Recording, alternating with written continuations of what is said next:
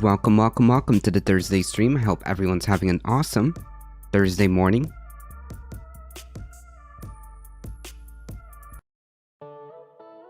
Hey Decapolion. Hey Astro, how's it going? Glad you're here and hope you're feeling better. Yeah, like I said, I'm feeling fine. I feel a lot better than I sound, and I feel a lot better than I look.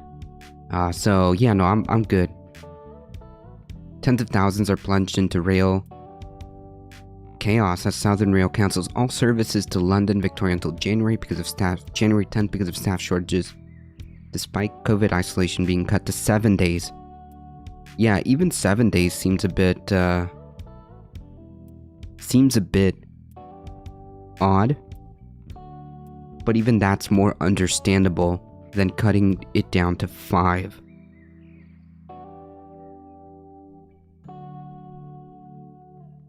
Especially for essential services.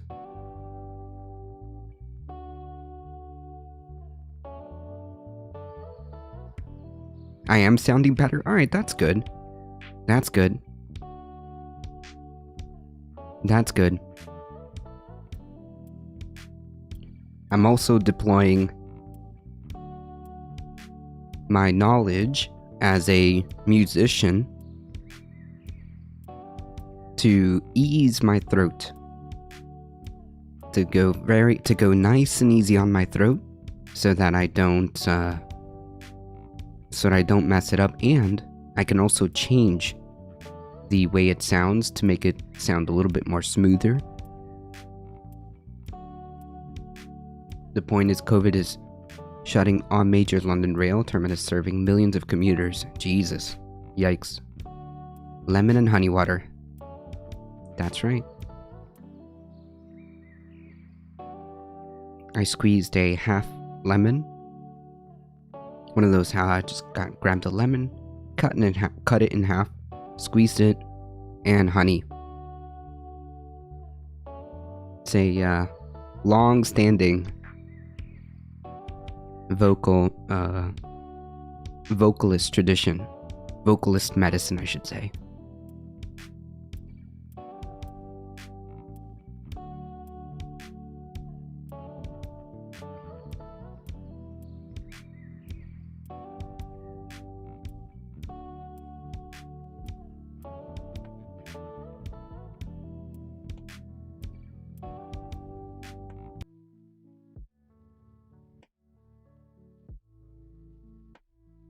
Alright folks, we've got a lot to cover today. Today was action-packed. Today was action-packed when it comes to headlines, so we've got a lot of ground to cover, and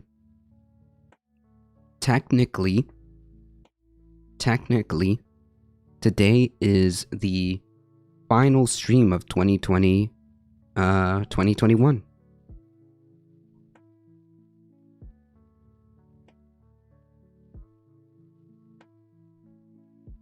Hey, SV Harkin, don't drink black tea, it dries up your throat. Oof.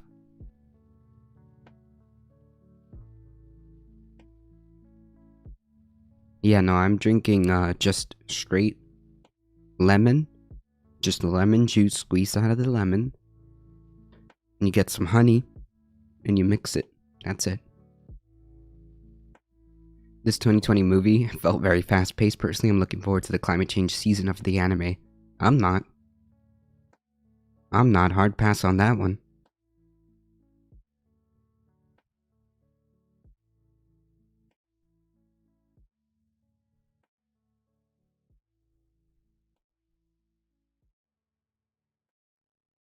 I tried to get my refund for this 2021 movie.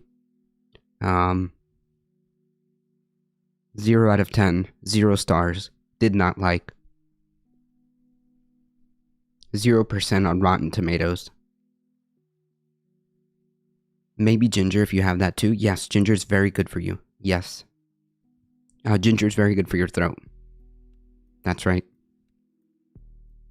I had a fire matzo ball soup with ginger.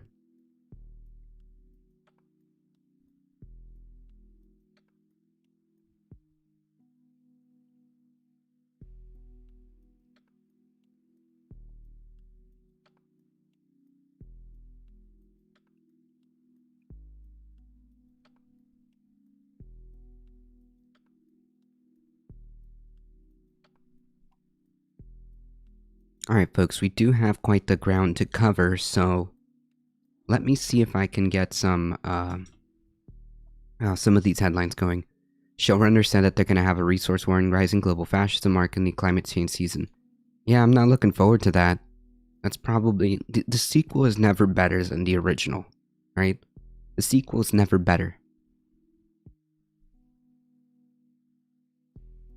The sequel is never better, so hard pass. We're going to walk into 2022 nice and easy. Nobody touch anything. Alright? Nobody touch anything. Nobody say anything. Just nice and easy.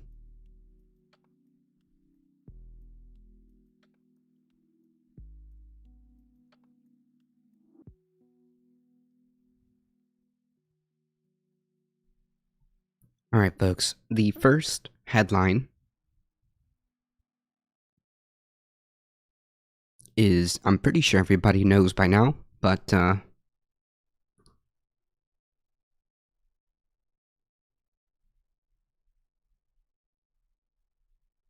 Ghislaine Maxwell has been found guilty on 5 of the 6 accounts in her case.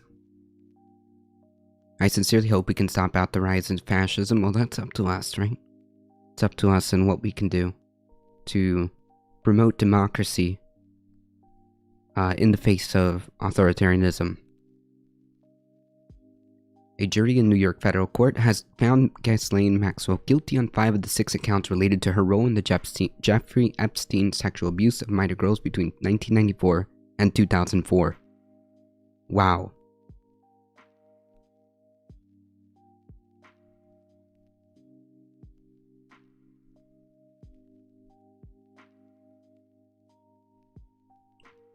In all seriousness, though, with things in life, climate change is also location. Try to get yourself to a good area before the world goes to shit. Well, it doesn't matter, right? Because everybody's gonna go there. Hey, Thandera, how's it going? Maxwell, 60, was found guilty of 5 federal charges: sex trafficking a minor, transporting a minor with the intent to engage in criminal sexual activity, and 3 related counts of conspiracy. She was acquitted on the charge of enticing a minor to travel to engage in an illegal sex act. Maxwell, who now faces up to 65 years in prison, showed no reaction when the verdicts were read. Yeah, she knew it was coming. I mean, Judge Allison Nathan did not set a sentencing date. Quote, "The road to justice has been far too long, but today the justice has been done," U.S. Attorney Damian Williams said in a statement. "I want to commend the bravery of the girls, now grown women, who stepped out of the shadows and into the courtroom. Their courage and willingness to face their abuser made this case and today's result possible." The jury, which was made up of 6 women and 6 men, deliberated for about 40 hours across 6 days. The only thing that I want to add to this, the only thing, yeah, it's a de facto life sentence. It is gross, Heat. How's it going? Not exactly a good way to start the morning, but it does need to be talked about. It is a de facto life sentence. I don't know if this is what I was going to touch on, actually, Dakapolion. I don't know if actually... the only thing that I would add to this is, well, there was some high-profile names that were mentioned in what seems to be only in passing, when we could be potentially missing huge parts of this story, right? I believe someone just said something about Bill Clinton, among other high-profile people. Yes, including the Trumps. That I would love for that to be investigated. I think that that's the caveat, because, like, it seems to me, out of what we see here and how the media was covering it, there was not a lot of details, right? I understand that this was a high-profile case, and it was a federal case, which is more tight-lipped, But nonetheless, this was kind of mentioned in passing, right? I would really like to know more about why even some of these high-profile names came up. What was the connection? What was the relationship?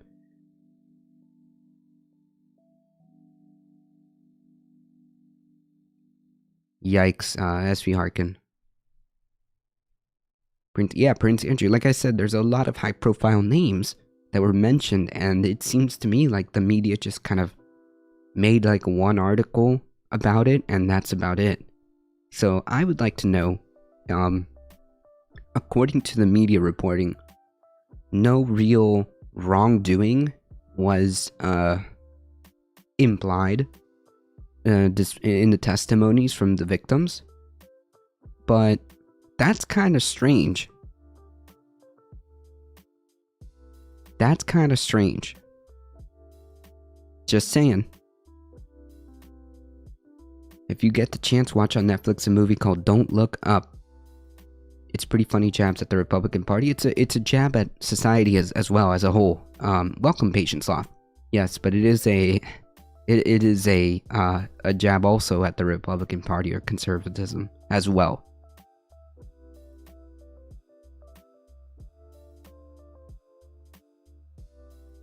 I'm pretty sure an Activision Blizzard CEO was mentioned, which if you know anything about Activision, you know it's the least surprising thing ever. Ah. Well, no, I don't, so yikes. Don't Look Up was amazing. It's a bit everywhere midway though, but it's a good satire. Gotcha. Welcome, Mammoth Waffle. There was a little black book with names and phone numbers that I think was a list of people Epstein was trying to compromise. Yeah, like, I mean, just having a name, just having a book of names and numbers doesn't mean anything, but I did find very strange that it just happened to be a lot of high-profile people, some of which have been known to be a little bit, allegedly, not good. Not good.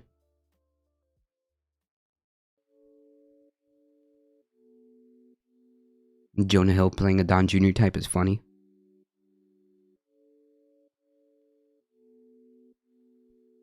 Do you remember Geraldo defending Maxwell on Fox? What?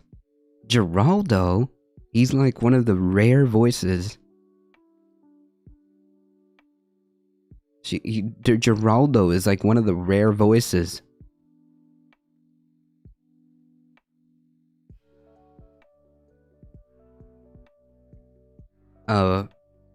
I guess sometimes of reason. Why would he be defending, Maxwell? Don't Look Up, like all things directed by Adam McKay, has an anti-conservative wit. Gotcha.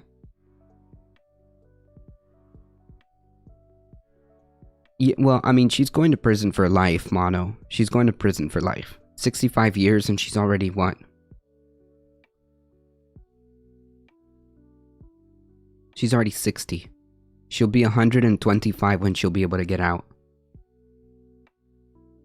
I also hear that I also hear that R. Kelly is prepared to roll on some pretty high-profile people. If so, that would be interesting. He was allowed to do a lot of things, SV Harkin.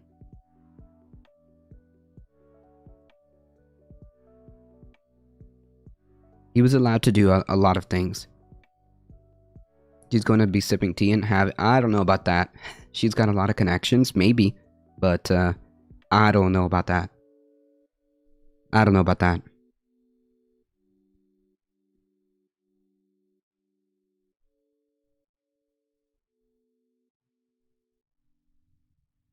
I've got an idea, folks. How about we do a movie night? What? Unknown user followed me yesterday?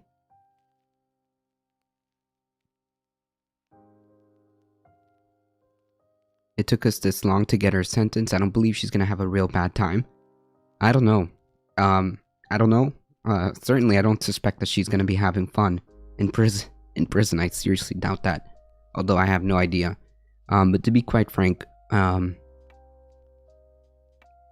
do have a point that it took way too long for any kind of justice to come to surface. Wasn't there a safe in Jeffrey's house that we waited 40 hours to grab it for evidence and then it was gone? Yeah. Yeah, as long as she's locked away and away from society, I think that's a win. And the victims have come forward and said that they do feel like some sort of justice was done. So I believe that, you know,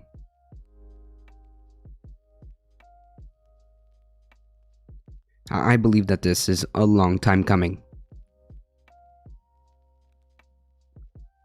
The only thing, like I said, that I would like to know is, what about the other high-profile names that were mentioned in passing? That's what I want to know. I want to know if there's anything else to come from this.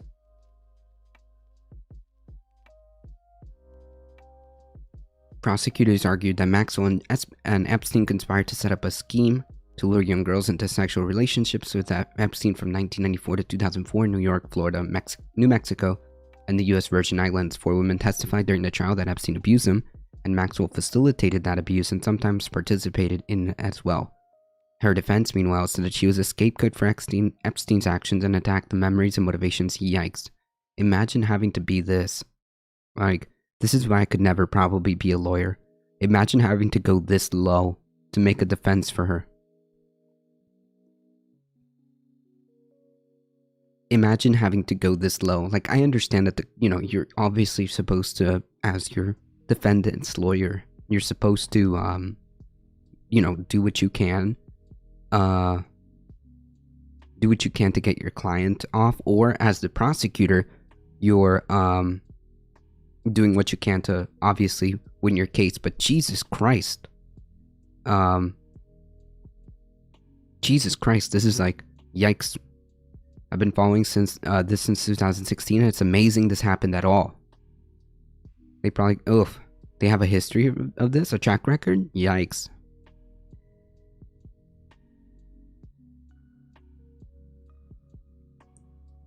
Yikes. This is how you know you have no real defense.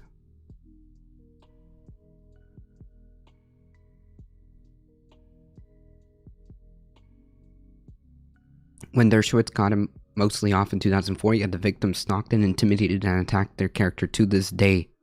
Yikes.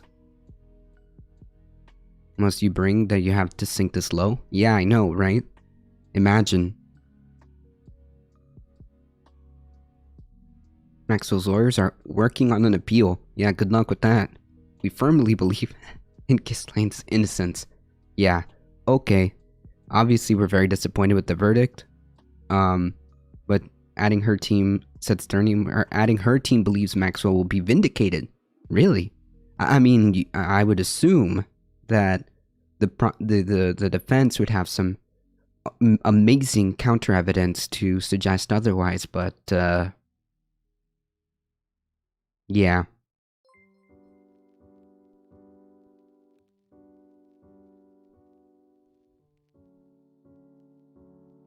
Annie Farmer, one of the 4 accusers who testified on Wednesday, hopes the verdict brings solace to the victims. I'm so relieved and grateful that the jury recognized a pattern of predatory behavior that Maxwell be engaged in for years and found her guilty of these crimes. She has caused hurt to many more women than the few of us who had the chance to testify in the courtroom. Jesus. What I want to know is, I really want to know if these victims would come forward about any other people.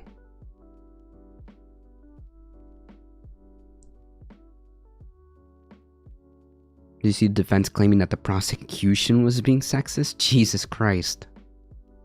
Epstein, who pleaded guilty in 2008 to state prostitution charges, was indicted on federal sex trafficking charges in 2019, but died by suicide in prison a month later. How convenient. Maxwell's confidant and former girlfriend was arrested a year later and has been held in jail since. It remains to be seen whether others will be prosecuted. I doubt it, to be quite honest. Jesus Christ, Mono. Jesus Christ. Yikes.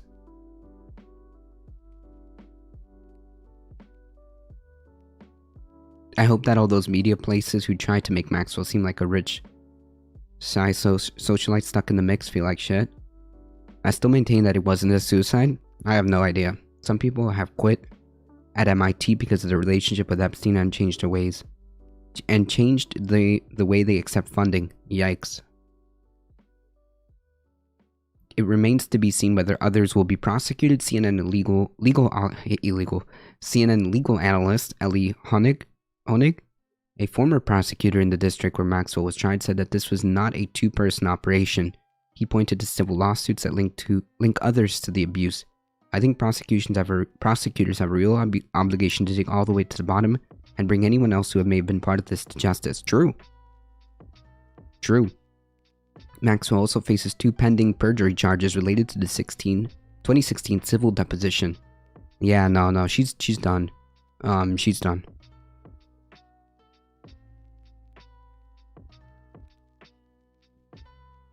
All of this, I'm sorry, but I'm not gonna read all of this. Yeah, that's good enough for me.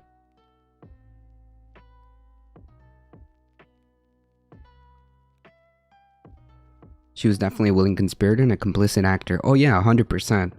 100%. Have you seen the cellmate of Epstein? No. You know it's love when she's willing to finish his sentence? Ha, I get it, it's a play on words. But no, it's not. She literally tried to get out of this. There was no willingness. She literally tried to get out of this. Maybe a good comparison, some map stuff. Yeah, like, I don't know. I'm not gonna go over this, but it's pretty explicit. It's pretty gross. And, if you want to read about it, the trial and things like that, there you go. You can also go to the Discord. I post all the articles that we go over on the Discord, so you guys get a sneak peek before the stream starts, but that's the article.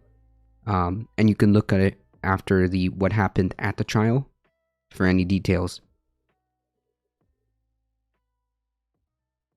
Masa Fakar, thank you so much for the follow. I appreciate that. Regarding Epstein's suicide, you could point to some shit like how all of the cameras in his cell. Yeah. That's true. It's very dubious at best.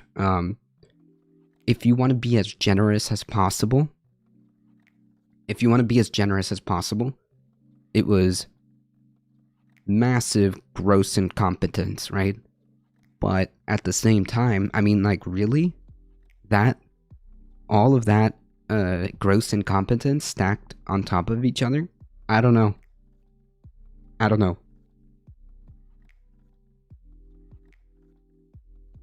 It is most likely the case that we will never know whether or not that is true. I thought the speech that I think the DA made said the powerful and connected will not escape justice sounded like he was talking about the future. So maybe they got info from her. Maybe. And thank you for not making us go all over it. Yeah, I'm not about to do that. I'm sorry, but it just makes me uncomfortable. Hey Thandera, did I say hello?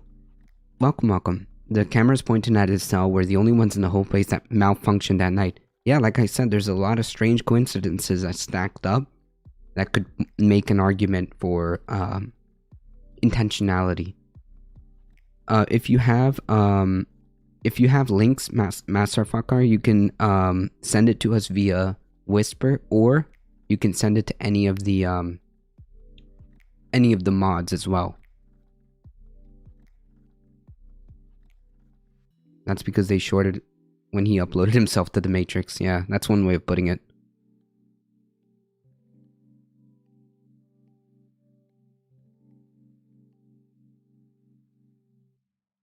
Security guards the security guards are already charged too? Yeah, they were charged with something, right? So like I said, I don't know. We may never find what exactly happened, but we can only go by what we see. Either way, the TLDR of this story, I think, or the takeaway, is that I would like to know who else, and I would like to know why there was such a brushing off, or I guess just mentioned in passing, very high profile people, and never anything coming from that, right? Unless they're planning more investigations, which to me, I don't see it happening, but I could be wrong. I would like to know, I personally would like to know, why there was names implicated, or why these names were named in the first place.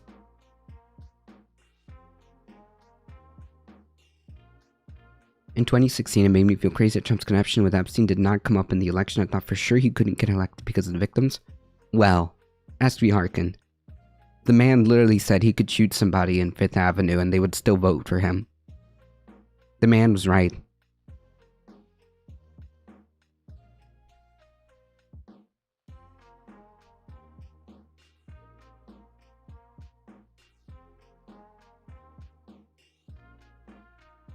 A book on the secret lives and deaths of CIA operatives sells out on Amazon after Jeffrey Epstein's alleged madam.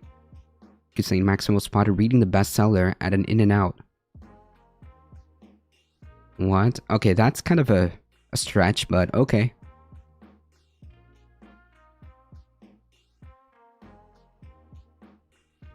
Were they trying to figure out, like, were they trying to make a connection here? I don't know. That is kind of funny. I don't know why the media would put out this article. The pilot could only remember super famous faces, so they can't put it on the lesser famous people because he can't remember them. Yikes. Anyways, TLDR, gross human beings, and unfortunately the monster behind the monster, because make no mistake, she is a monster. Make no mistake, she is a monster. And unfortunately, we may never know what happened. We never got the chance to see what happened with the Epstein side. On the Epstein side, we may never know if he was even ready to spill the beans on people. We have no idea. All I can say is that I would like to know. I would like to know. Very good. Very good. Yeah, I believe Astro was talking about that.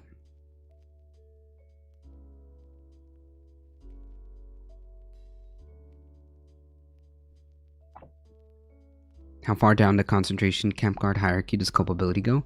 Wait, what? No, I don't get that. What? Do you mean like she was just... Are you trying to say that she was just taking orders? She wasn't taking orders.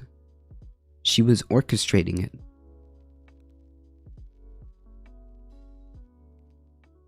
You know, people did that bad things, but under orders? Where does that start? It doesn't. Oh, but in the structure? I don't know. I don't know. She seems to be like... she seems to be an orchestrator, not a, not just following orders, you know? Where's QAnon? Nowhere to be seen. That's a good question, Thandera. Where's QAnon? Why aren't they, front and center of this? There's the pedophiles right there. Got them. Americans have been doing fine without testing.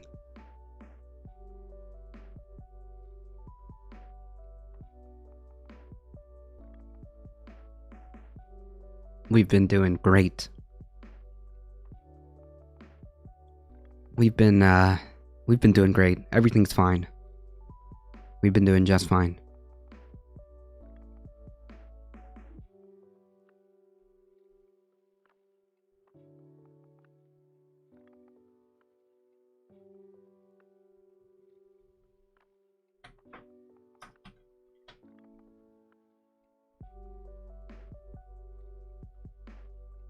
We're doing great. We're doing great. Yeah, because this doesn't play well with their satanic cabal narrative. I got my booster yesterday. My arm's a bit sore, boo-hoo. Hey, that's cool. That's cool.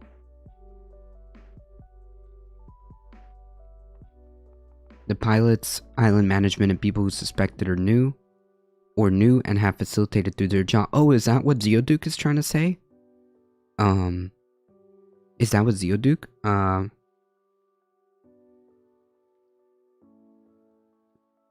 Maybe. I would like to know. SV Harkin. I would like to know. Flatmate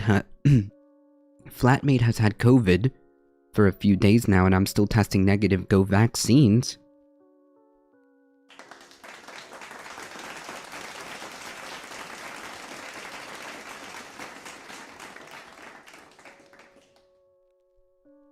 We're doing great. Anyways, TLDR, this gross human being is going to spend the rest of her life in prison. And in a just world, in a perfect, ideal world, we would see what happens. We would get more answers, but I'm not going to hold my breath. Howdy, Bogman. Welcome.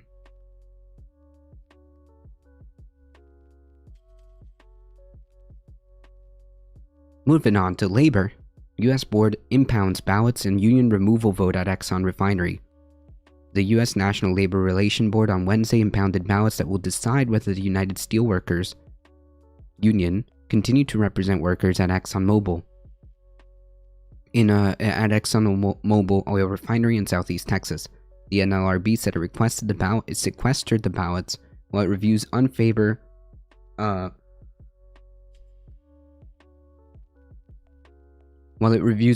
labor practices complaints filed by the union representing workers at Exxon's Beaumont, Texas complex. The USW alleged that a worker lockout after contract talks failed to produce a new agreement was an attempt to break the union and that Exxon improperly aided a union removal campaign. What? A mega company?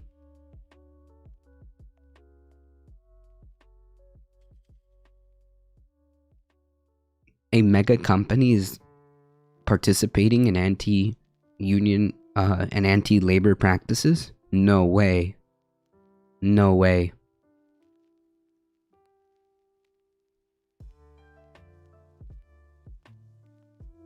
Physically incapable of shaking. Unfortunately, SV Harkin, I think that a lot of these high-profile people may never see any consequences. Unfortunately, that's my takeaway. I would love to know, and I would love it, more investigations. But I mean, like, there was, just to give you an example. I know this isn't nearly comparable, but just to give you an example, if former Governor Cuomo wasn't prosecuted, nothing happened. The worst thing that happened to Governor Cuomo is that he had a public disgrace and he stepped down. That's literally the worst thing that happened to him. If something like that, if something like him engaging in very obvious and credible sexual harassment allegations according to all the investigation that happened, and there was still no consequences save like, oh, he stepped down, and I think that he also got a book canceled or something like that. Or was that Chris Cuomo? I'm not sure. Either way, the worst thing that happened is he got a public disgrace and he stepped down from being the governor. I'm not holding my breath for seeing any other consequences for these type of people.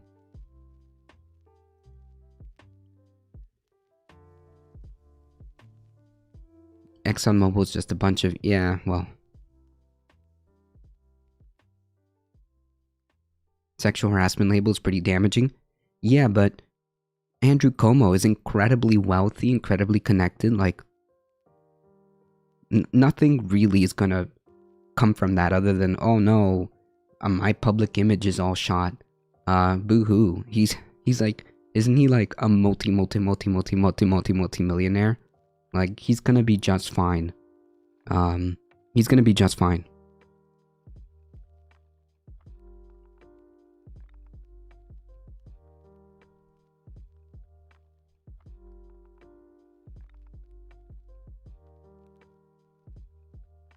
What?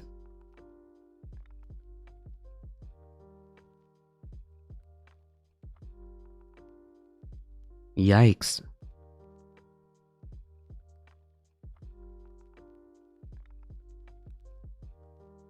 More than half of the world thinks you're a monster, no biggie.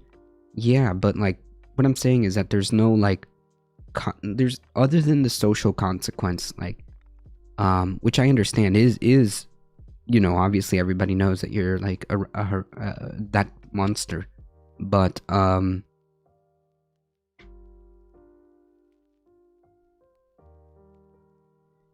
guess I don't know. I just feel like that's not like that big a deal in the grand scheme of things, especially someone like Andrew Cuomo, right? Law enforcement have arrested a California man, I can't pronounce this, for threats against former presidents. He was arrested with an AR-15, ammo, body armor, a hit list, yikes. Yikes, and a haphazard plan to attack the White House, yikes.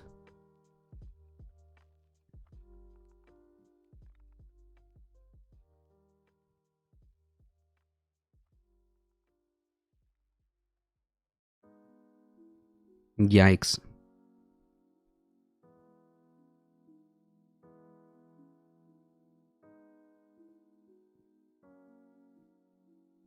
Yikes. We're not doing okay, folks. We're not doing okay.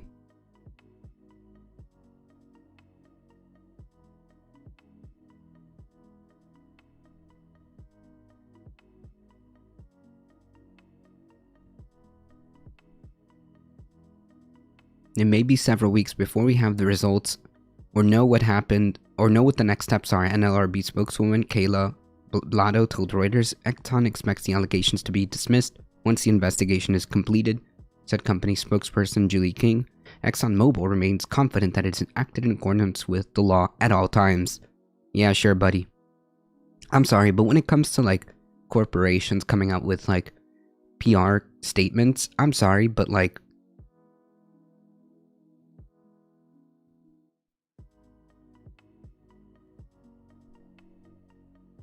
I'm sorry, but I don't trust a single word that ExxonMobil says. Especially with their history.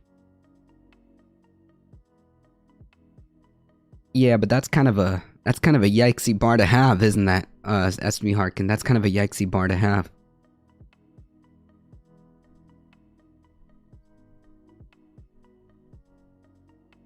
Yeah, that's a crime, homonym. There needs to be a better system for accountability. I think so. I think so. The union charges not only prevented our employees' voices from being heard, but also denied them an opportunity to end the lockout.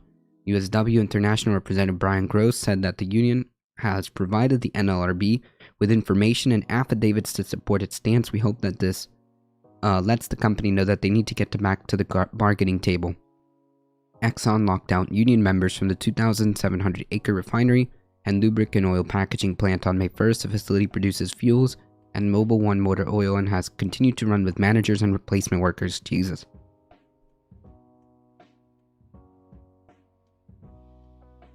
The 8-month lockout will end if union representative workers sign a petition to remove USW Local 13243 or accept the company's last contract offer. In other words, yikes, that's not really a choice, is there?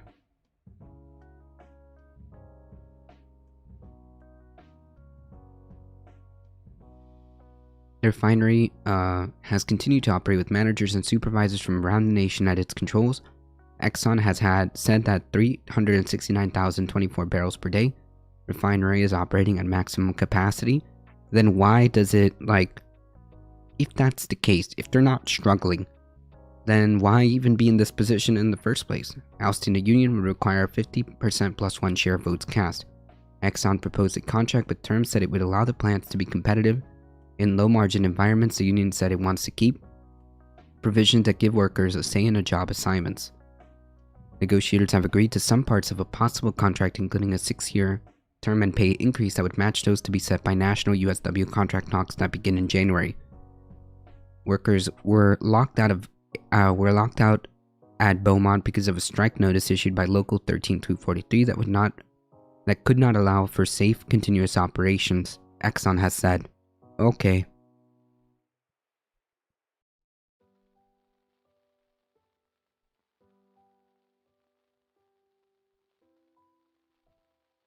Yeah, I mean, sure, but none of this is good. And just to be clear, Hominem, I understand, but none of this is good. The union said that Exxon was prepared to lock out workers before the strike notice, pointing to portable housing for replacement workers installed the house inside the Beaumont complex in the weeks prior to lockout. Jesus Christ. Yeah, so TLDR, large companies, from the beginning of time have used their muscle to squeeze labor into bending to their will. And this is just yet another example of why we need the NLRB to have the teeth and resources required to hold companies accountable, and why unionization is so important, right?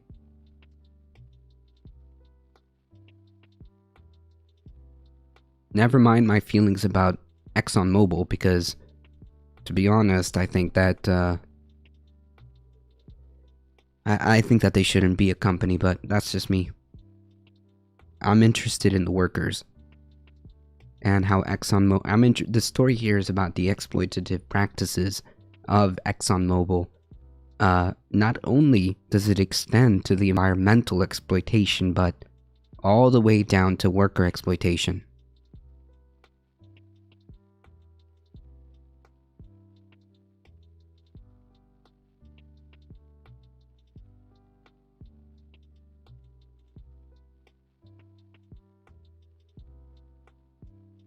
Hey penguins, how's it going? I'm part of a union, fully agree with unionization is the way to go. The problem is our union leaders are no longer for our best interests either. Depends on the union, and I feel like, keep in mind that unionization is very small in this country. It's very small in this country, and I think that if we have an expanded push for unionization across the board, and more unions form, then you might have kind of counterbalance to that. Because at the end of the day, yes, you may be right. There are people, people are people, and it may be the case that some unions aren't as good. Some unions can possibly be corrupt, not because of the actual concept of the union, but because of the leadership that is possible. So then the solution would be to have more unions, and more workers unionized. Morning, howdy, Chai Bureaucrat. I feel like there should be definitely some subsidization of unions from the government, something like that, or encouragement, or endorsement, or or just strengthen and give teeth to the NLRB to enforce labor laws and to hold these companies accountable. It also depends on how the union is organized. Like, aren't there union leaders democratically elected? At least that's what I want. Economic democracy. Right. There needs to be less connection from the government. That's the issue with it. I don't know about that. They stopped me from mistreating my workers.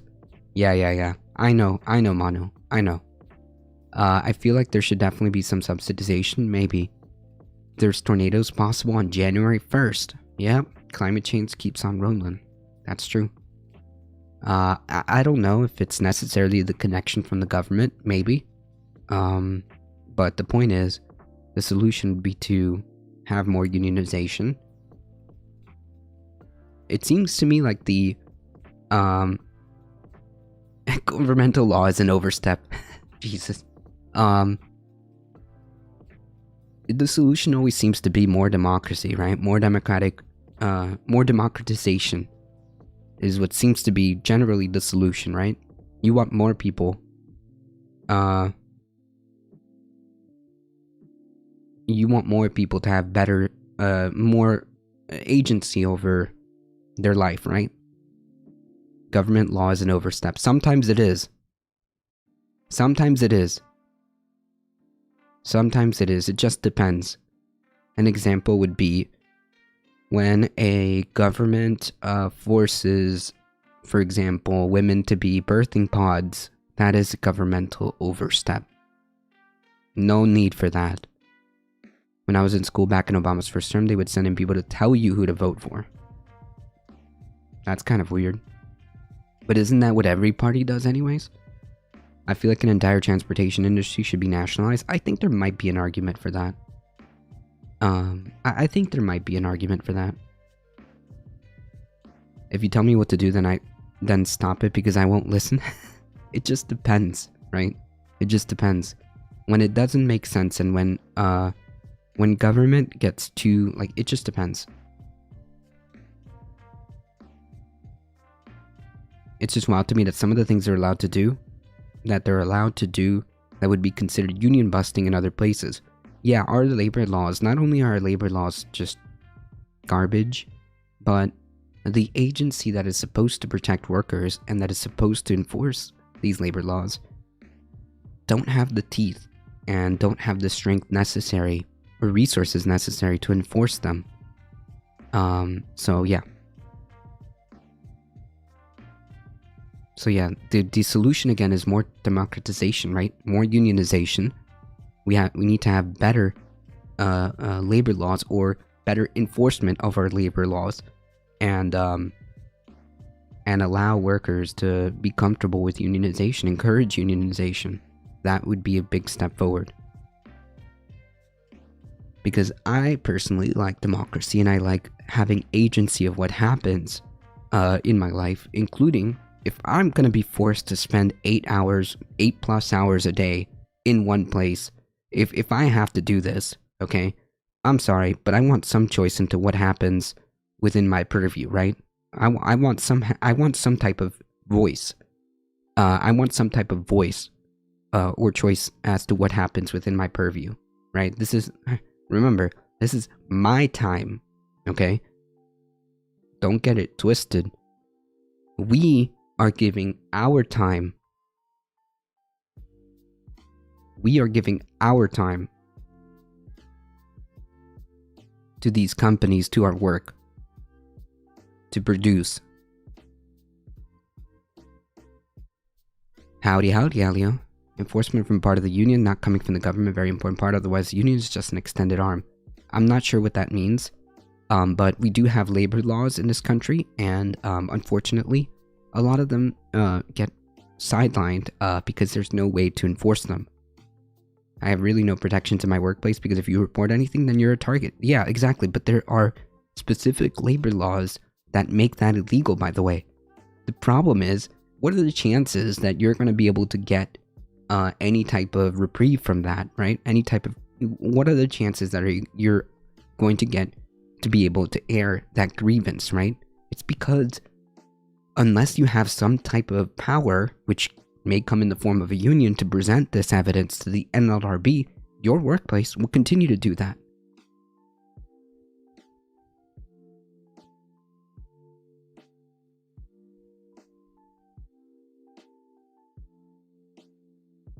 But the mob got into unions from 1940 to 1968. The people in power want to get more power. So again, the solution would then be more democratization, right? More democratic ways of electing leaders to your unions, more unionization. And furthermore, I'm not sure that's the case now. If the union just does what the government tells them, then they become another arm of the government. I think it's obvious at this point that government employers don't have our best interests. Well, there is some truth to that. There's some truth to that. But only because, well, massive corporations generally, sometimes, quite often actually, have undue influence in what happens with our government. So, at the end of the day, it is the big corporations who have an undue power. That's what I think is happening. Because if our laws don't get enforced, if our laws don't have the ability to be enforced, then all of it means just about fuck all. If one person against the system, then there's no way I don't have a union. Right, which is why they're allowed to continue to exploit and do whatever they want, right, SV Harkin? So then again, the solution is democratization, right? You need a union. You need to encourage unionization in this country.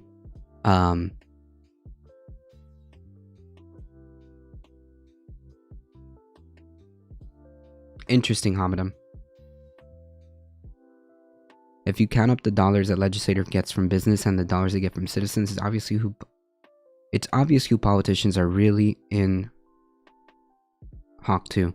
Even if it's against the law, they can still do it. Yes, right, they can still do it because it's technically, even though it's against the law, it's not being enforced. Why? Because you don't have the collective power to say to go to the NLRB and saying, hey, this is happening. You need to enforce this. The only reason this is happening is because there is a union to kind of step in and say, whoa, Exxon, hold the horses here, pump the brakes, ExxonMobil. That's the only reason this is even happening.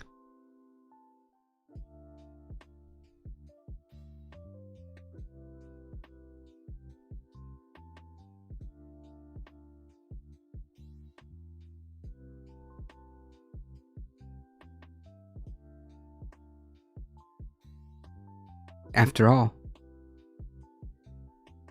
if unions were so good, or so bad, I guess, I should say, if unionization was so bad, why does companies like Amazon do everything in their power to break up even the idea of unionization?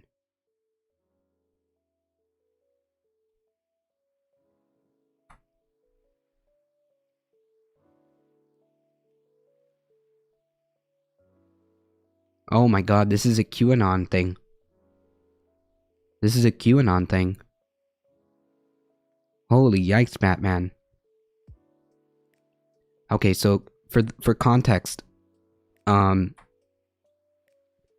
just posted a Twitter headline about a person who was caught with a plan to go Roblox very prominent former presidents and people like Dr. Fauci, and was arrested with guns, ammo, body armor, and a plan, however half-baked it was or not, to carry out this scheme. And to be highlighted here, he added that if released from custody, he would immediately resume traveling to the White House and do whatever it takes to complete his plan. I can't pronounce this, but stated that he has no intention of returning to California to see his family because he plans on dying while fighting evil demons at the White House, which has QAnon written all over it. That just happened to be Bill Gates, Fauci, Obama, yeah, all of that. This is some QAnon stuff. Yeah, this is the problem, right? When people think it's all funny and people think it's all games, and people like Marjorie Taylor Greene, Lauren Boebert continue to perpetuate or even give small shout outs. Zuckerberg, yeah. And continue to give nods, shout outs, dog whistles to these people. Yeah, this is very real.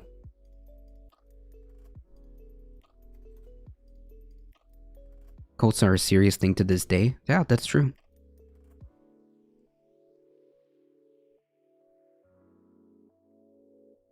Dude was finding a grapple hook over the fence. Yeah, I don't think... I mean, obviously, this was some fantastical delusion in this person's head. However, people like Alex Jones and people who give this thing power, it's just irresponsible for people to continue to even indulge, nod, shout out to QAnon or anything like this.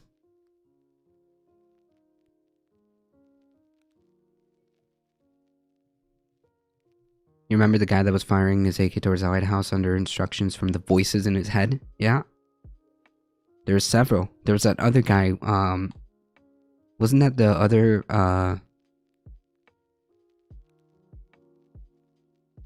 I think it was the pipe bomb guy. Wasn't there another, like, it was like a van that was covered all in like weird stickers or posters? That's the problem now. People are like, oh, lol, Ron Watkins has moved on. He's on a COVID tip. As if the ideas didn't just disseminate and seep into the rest of the conspiracy fear. True.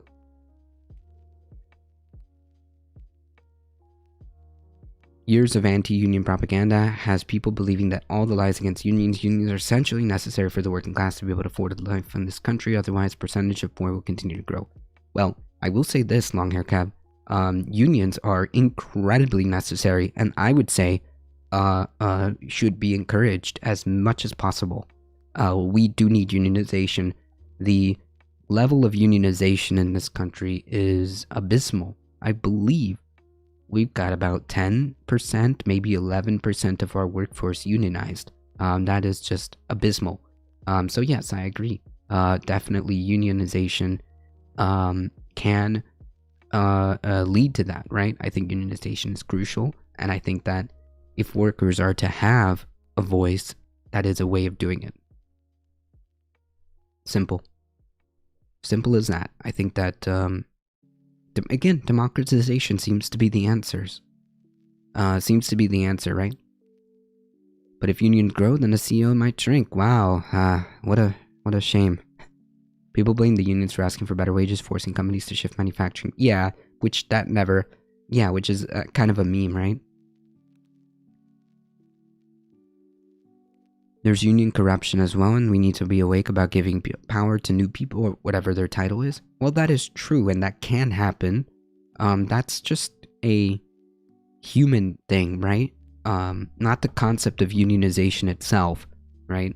That is not a strike against against the concept of unionization itself. It only tells me that we should have more democratization, more unions, more choices, and voting.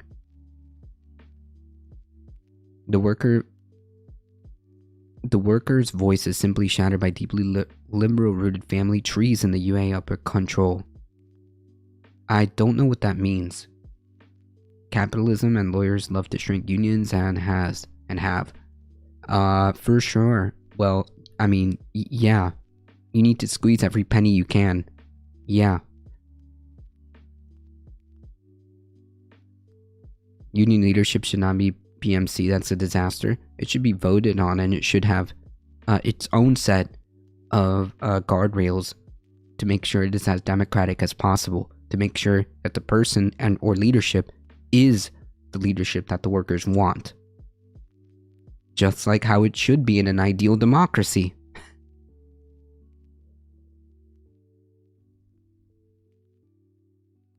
Just like it should be in an ideal democracy, right?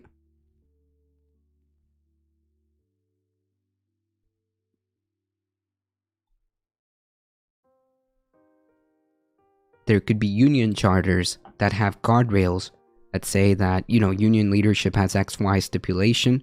Workers vote on that. Workers vote on amendments. Workers can vote to remove or to replace or to vote on union leadership, things like that. Like guardrails that keep the whatever union is forming as democratic as possible.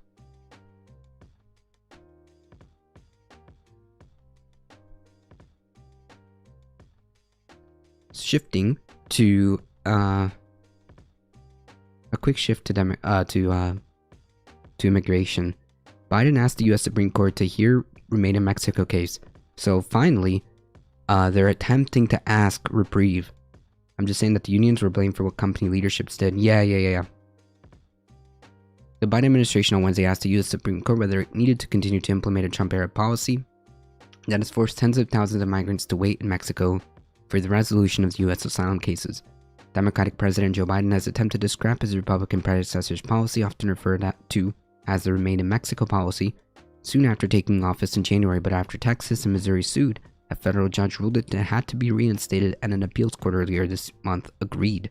So they took two L's simultaneously. Under the 2019 policy put in place by former President Trump, officially called the Migrant Protection Protocol. Jesus Christ. Migrant Protection Protocol. Okay. Migrants seeking asylum must wait weeks and sometimes years in Mexico for a U.S. court date instead of being allowed to wait in their hearings in the U.S.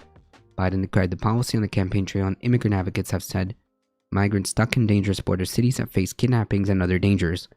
Yeah. There have been countless of stories, unfortunately, where these folks who had, in my opinion, legitimate asylum claims,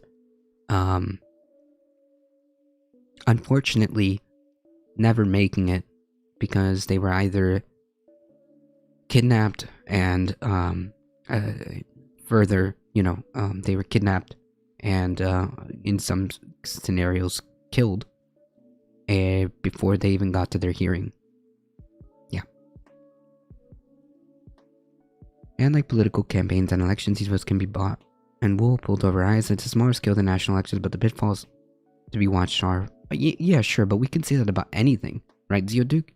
We can only do because you're just criticizing the human element about it, which is always going to exist. The best thing that you can do is, because it sounds like you're starting to move in the direction of an anti-democracy argument, right? Because then you could say, well, what's the point of democracy? I mean, like, what's the point? Democracy is like kind of pointless, right? Because, well, people are going to be bought, wool's going to be pulled over eyes, and it's just not. There's just no point to it. I'm not saying we shouldn't have unions or elections, we just need to be watchful of all power. Well, I agree with that, absolutely. But that's why we have guardrails in place for this, right? We have guardrails in place to have as much of a democratic system as possible, right? And checks and balances to make sure that at least we have the most democratic system possible. I understand that human beings are human beings, and I understand that there's always going to be people trying to act as bad actors, but we can try to minimize that. The best thing that I've come up with, and I've talked about this before, I'm pretty sure you've heard me say this, Zeoduke. You've been here for quite some time. We need transparency. We need strong institutions that work as intended, and we need inclusivity. We need people to participate. That's it. That's the best way to ensure we get a most democratic system as possible. There are no checks and balances in the UA. You mean the USA or the UA? I don't know what the UA is. Am I getting something wrong? Yes, I know you're anti-democracy, Mono. I know you are. Hey, Kensai, how's it going? Morning.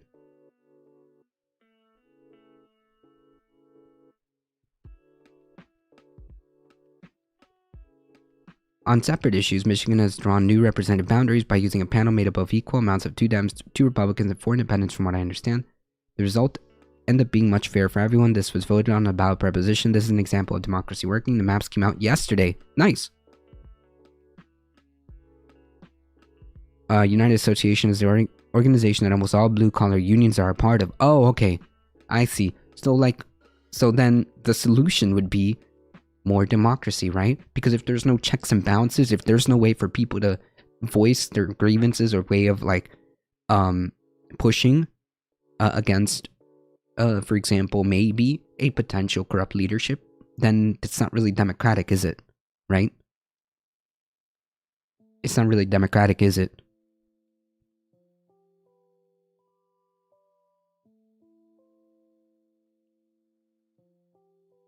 The UA is unearthed arcana. Oh wait, that's funny. If there's no way to push and pull, so then it's not a very democratic system, is it? Then you would need to have guardrails and a charter put in place to make sure that whatever the union does is what the workers want to do as much as possible, right? You can make like union charters a part of a thing to join the union, and that would have certain amendments and things like that to say, okay, if there's a grievance, it has to be put to a vote. There's no retaliation, so on and so forth, right? It's just, to me, it just means that more democracy would be the answer to that, in my opinion. Maybe I'm wrong. Maybe I'm just spitballing. Maybe I'm just talking out of my butt. But it seems to me that if that's the case, if you're in a situation where you're in a position where your voice doesn't matter, in fact, if you try to speak up, you can get blacklisted, then that's not really a democratic system, is it?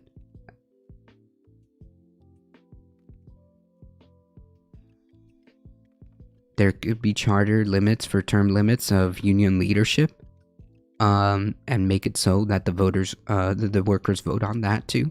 Yeah, and why not? Why not? Anyways,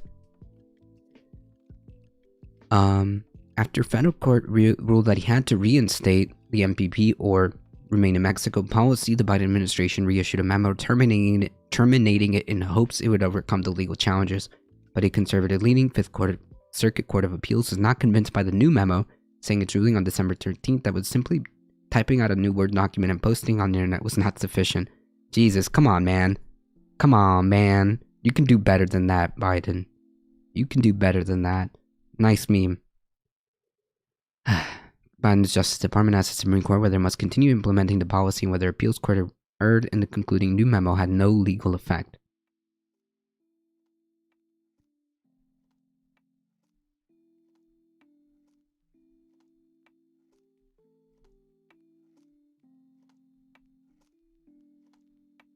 Actually, that would have no leadership? I don't know how that, like, okay, so then you would just start putting up different, what you would consider, like, initiatives, up to the workers.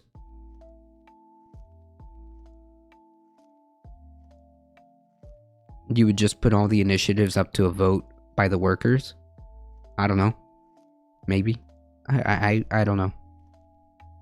Just depends on how you want to run that union, right? The Divine Spirits have contacted me to inform that I should be president.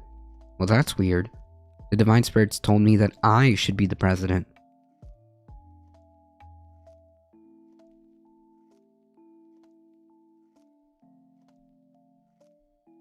How do I know it's not you that's capping? How do I know that it's not you?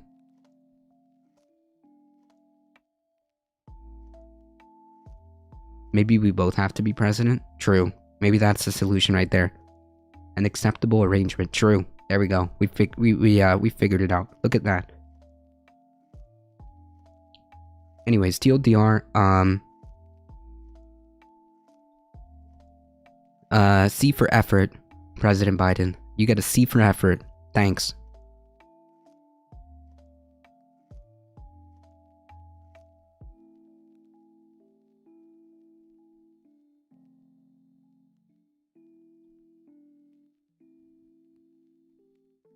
I saw this, and this was a nice meme. This is a good meme. New Bill of Rights, we all take it in turns to play president for one day each. There we go. There we go. This was a great meme. Whoever edited this was amazing. Nice to meet you. Nice to meet you too.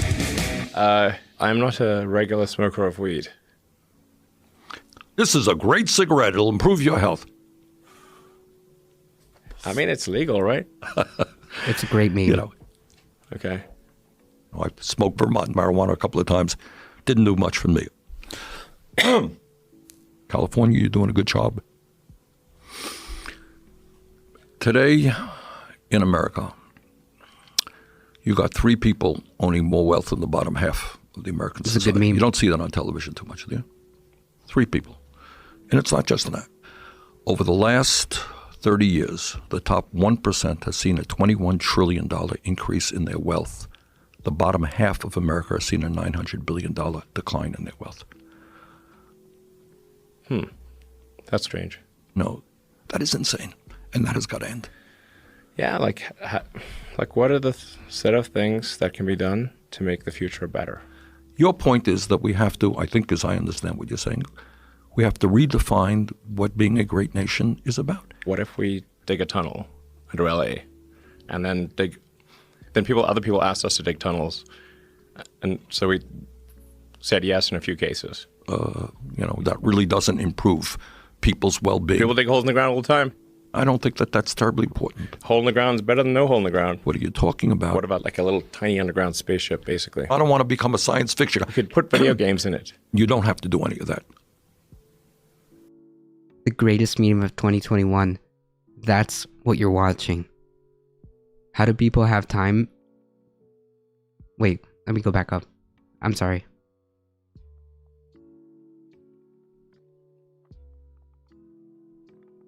This fits so perfect. Yeah. This is great. Elon seems like such a child. He is. I mean, the Model X can do this like ballet thing to the Trans-Siberian Orchestra. That doesn't do anything. We should do a flamethrower. That is insane. It makes sense, though. Look, here's the bottom line on this thing. Flamethrower. You are the wealthiest guy in America, worth about $150 billion. That's true. And you paid very, very little in federal income taxes. Yeah. But, my goal is, try to do useful things. You certainly don't do it by tweeting every day. I mean, it's way easier to be mean on social media than it is to be mean in person. You know what's great? Is that we're seeing a growth in the number of billionaires in America. Isn't that terrific? And we got one guy who's worth $155 billion. How great. Oh, by the way, did you see the yacht that billionaire has? It's 3 miles long. Isn't that great? I do basically, I think people don't totally understand what I do with my time. Fine. How many Americans actually believe that we should give tax breaks to billionaires and cut Social Security, Medicare, and Medicaid? Very few. I think a Tesla is the most fun thing you could possibly buy ever. Bitch, you can go out and get a job at McDonald's in the minimum wage and go bankrupt because of medical bills that you can't pay. Paying taxes. Well, that's what I want you to do right now. No, do it. No. Yes. Definitely not. So what you have right now, that... Okay, I'm sorry. This is hilarious. Both segments are taken out of context to produce comedy, not real. Yeah, no, this is obviously... no, this is not real. But the memes. Nope. That's what greed is about. I don't want a bit. Well, guess what? No. The American people, the working class of this country, are standing up and taking all of your wealth and all of your power. This is crazy. Stop bothering me. And that's what a political revolution is about. It's easy to demonize people. Just pay taxes. You're going to end up in jail. Damn, these chumps are mean. Excuse me, I'm talking. Oh my god. This is quite honestly borderline the best meme of 2021. Borderline the best meme of 2021. I can imagine this is exactly how it would go. Almost. Almost.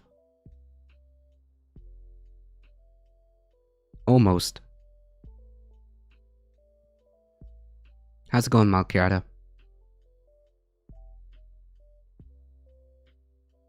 I think this was a necessary meme.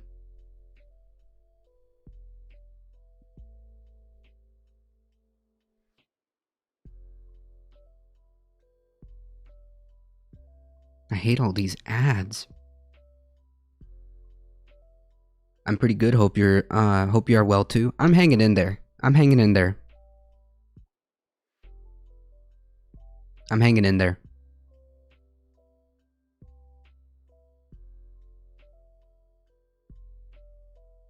Alright, folks.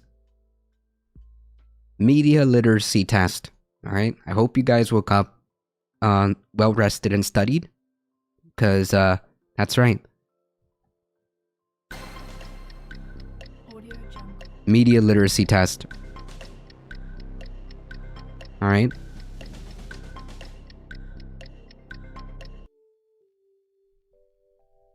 We need at least one Bernie term so we can say to get... Yeah, that's unfortunately... Unfortunately, not gonna happen. There's two chances, 2016 and the second primary, but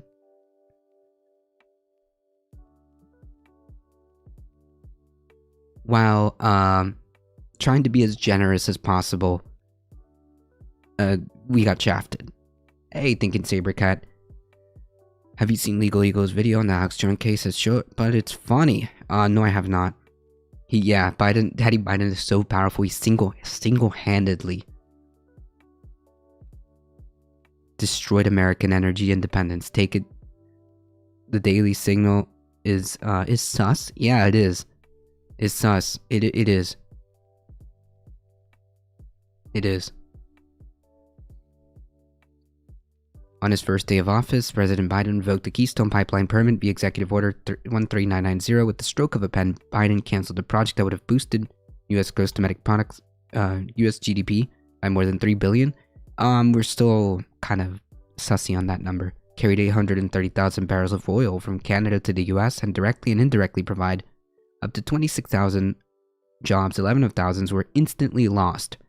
That is also disputed.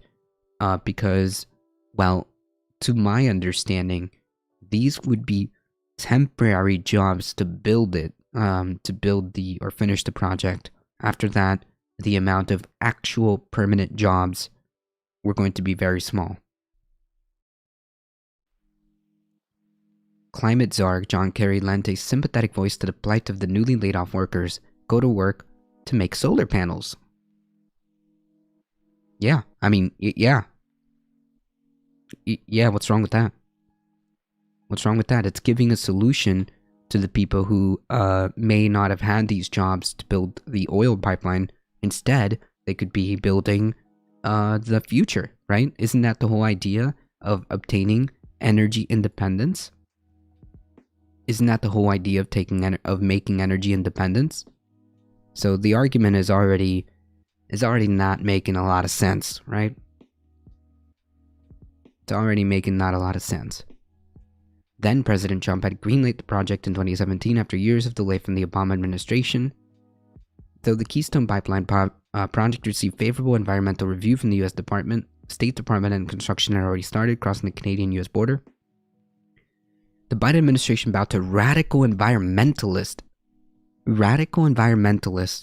and the religion of climate change. Can we start to see the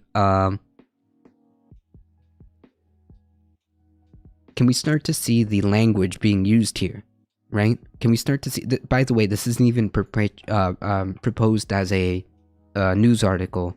If we read the very top in small letters, it's commentary.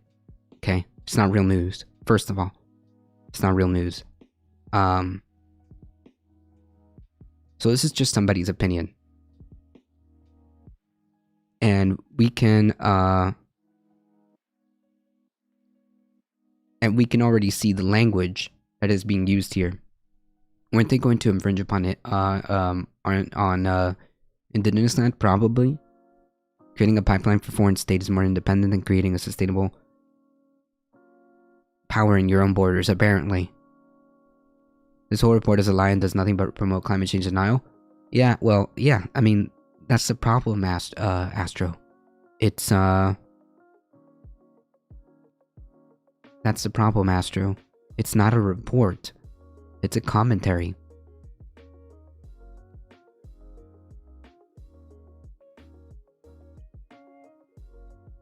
All that Canadian oil already moves by rail and road, so there'd be many jobs lost as 32 people are needed to run the pipeline. Exactly, Astro. This idea that it's going to create tens of thousands of jobs, that's only in the temporary to just build it. Why not use those tens of thousands of people to make actual sustainable and renewable energy? In trucks, I believe, Zeoduke. And if there's an accident similar to the oil pipeline leaks in the Sudanese pipeline, could make an explosion which looks like yeah, I mean, among other things. Hey, Eco Resto Dragon, how's it going? Among other things, because we know that these things leak, and the Keystone Pipeline itself has leaked multiple times during its life, not just once. So yeah, you can see the language being used here. Religion of climate change, leaving hard-working Americans in the cold. Oil is the lifeblood of our economy and critical to our energy security, but the personal toll may be the highest cost of all. Livelihoods, hopes, and dreams dashed in an instant. Jesus Christ. That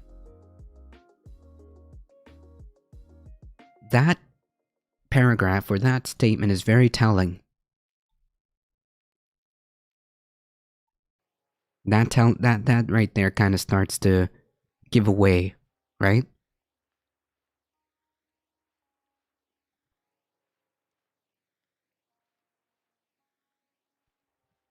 Chat, do you all want to start making guesses as to who is backing this article? Do you all want to start?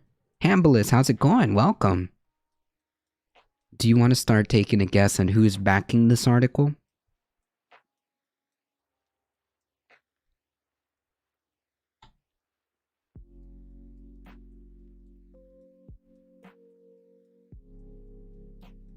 Phillips, South Dakota is one of many towns that the Keystone Pipeline construction passed through.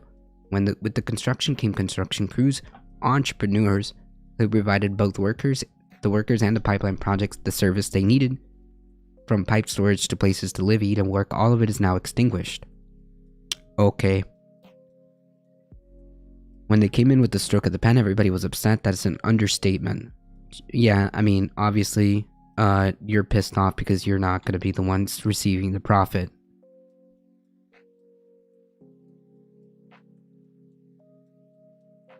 The coworkers told me that Biden canceling payment was a reason for gas prices going up. No.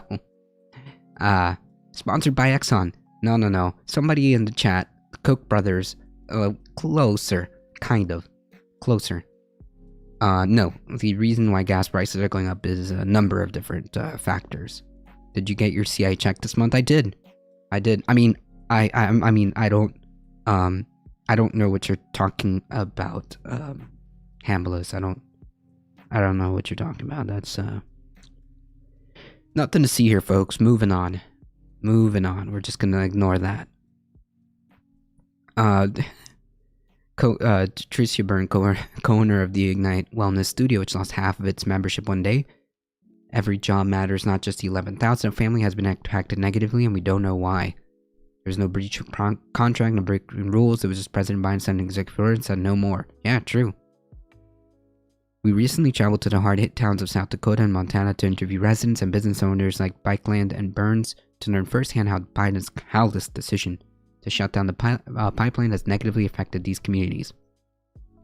The corrupt corporate media will not report the devastating effects on local communities of the Keystone Pipeline cancellation, so we're taking the reins to bring truth to the American people with our documentary, Killing the Keystone XL, How Biden and the far left destroyed American energy independence.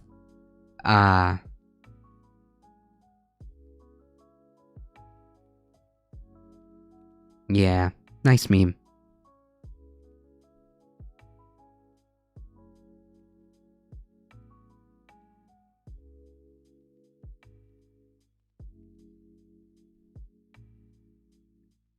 And he's still dissing the CIA. They'll be on him for a refund. True. Put a power wall in every house. Plenty of jobs there. True. Building battery production, closed-looped battery production systems. Putting up wind, solar farms, depending on how you do it. Hydroelectric. Hi everyone, how topical. I'm from the Pat River Valley in Nebraska. My family owns a small farm in Sioux Falls.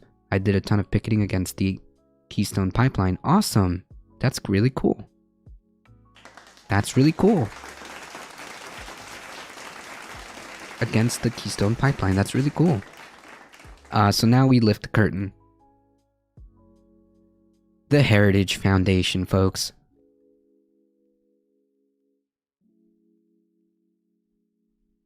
Yeah.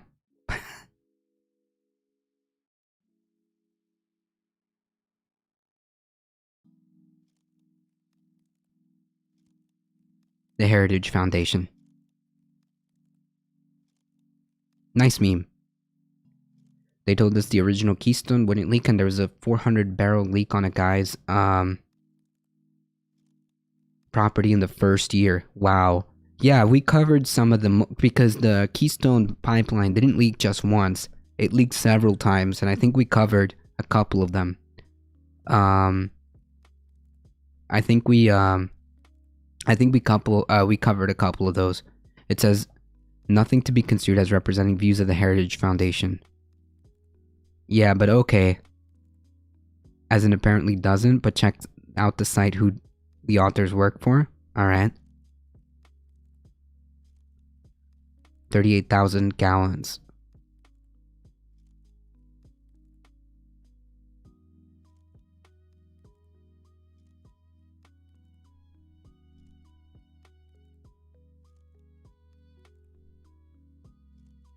Wow.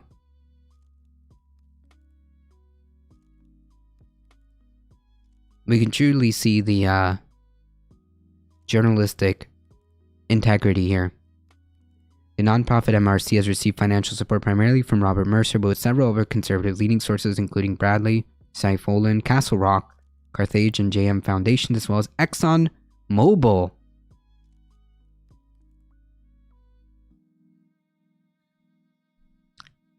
The memes write themselves, folks.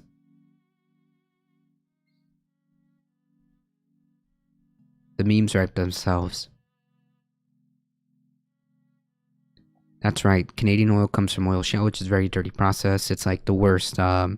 It's probably one of the worst. Energy independence, what it is, the pipeline is passed through, none of it's sold in the US. Yeah, that's, first of all, true. Second of all, I don't know. This is on purpose. This is not ignorance. So I'll push back on that, Hambleless. This is not idiocy. This is on purpose. Can I post a link to an article written by a local Nebraskan on the Keystone leaks? You can send it to me. So the Heritage made daily signal is saying that doesn't represent our views. Yeah, but isn't like all of these things connected anyways? But we will get MRC, who has been funded by Mercer and ExxonMobil. And we will feature it on our site, but it doesn't represent our views. Yeah. Okay.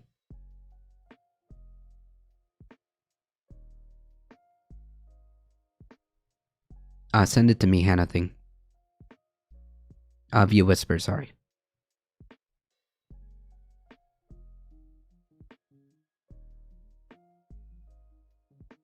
Right here. Yeah. Reading is important, folks. And everything that you see,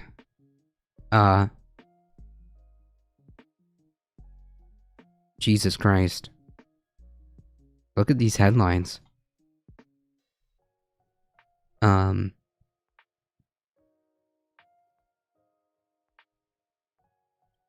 Canada's put more than 17 oil gas pipelines in the US for export.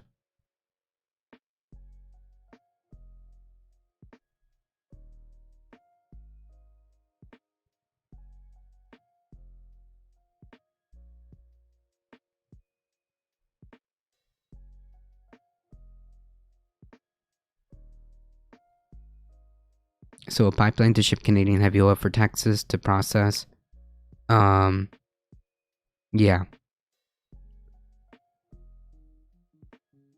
MRC straight up sponsored the Heartland Institute. The part of the article that makes me mad is the Biden administration about the radical environment and the religion of climate change, leaving hardworking Americans in the cold.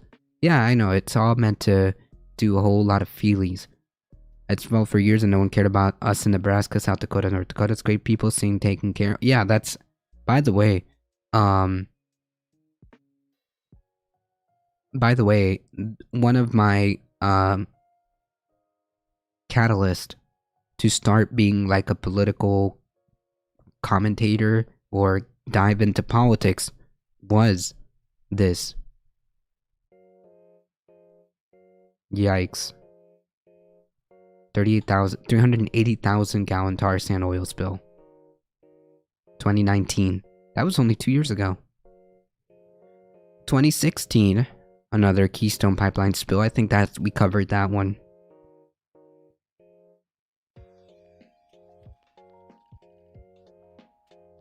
February 2019, 1,800 gallons.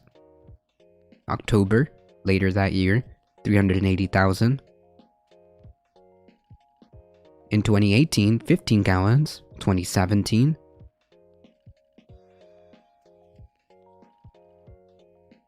407,000 gallons.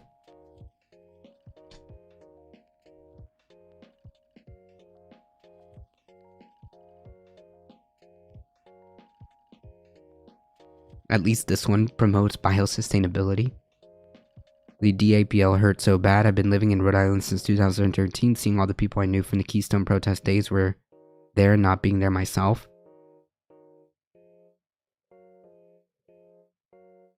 Heavy tar is some of the worst oil, most toxic, carcinogenic, and damaging to the environment, and tough and impossible to fully clean up. True. That's right, Theoduke.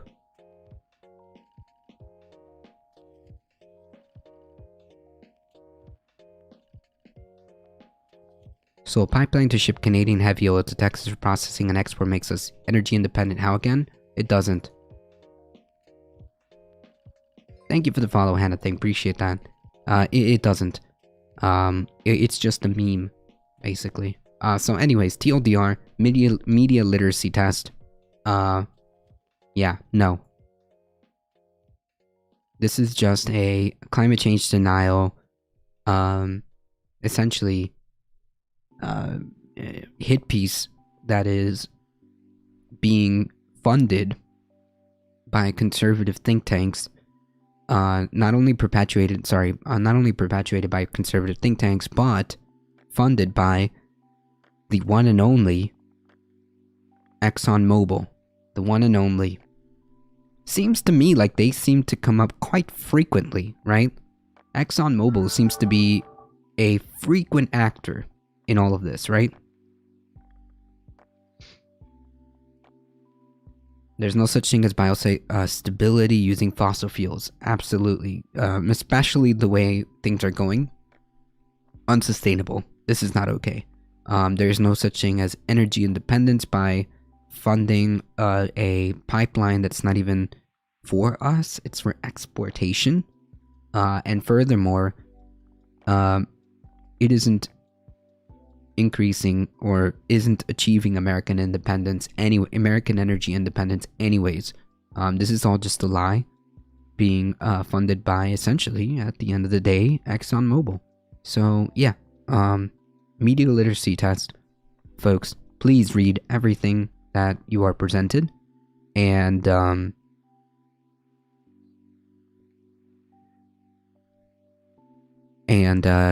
understand that there are biases at play and large moneyed interests. An alternative of extracting lithium in Brazil to Nevada primarily from indigenous sectors is not a Green New Deal. True. They just use that term because it instantly others them. All non-Christian religions are evil. Yeah, exactly. They make it seem as it. They make it seem like it is just a bunch of. You know, it makes it seem like it's just a bunch of. You know, unstable people, right?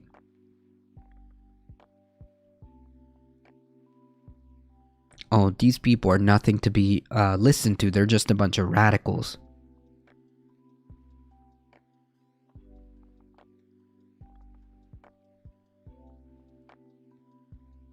You don't have to listen to these people. They're just a bunch of radicals.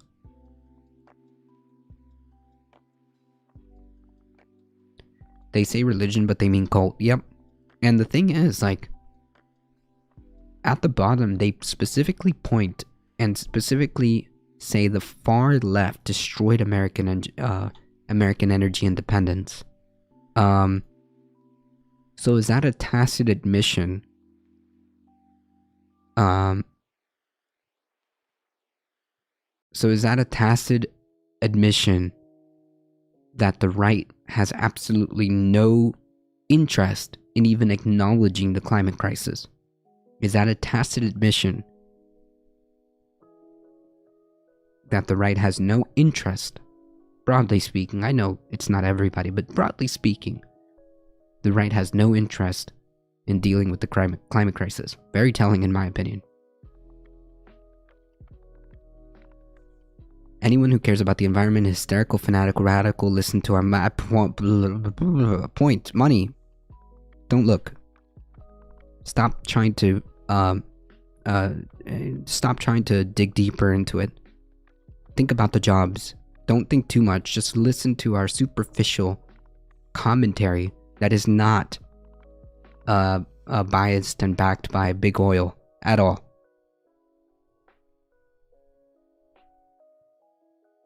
Yeah, nice meme.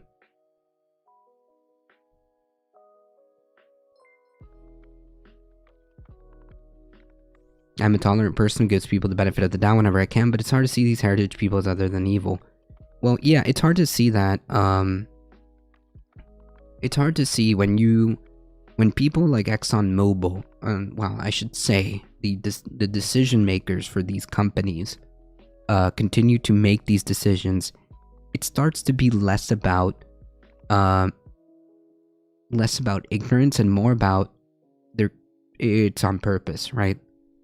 America cannot achieve energy independence with fossil fuels. I think there's some truth to that. I think the best thing that you can do is wean yourself off, like Cat said, from oil by moving into more renewables, more sustainable renewable energy, whatever ways we can, however we can, in the time that we have, and as quickly as we can.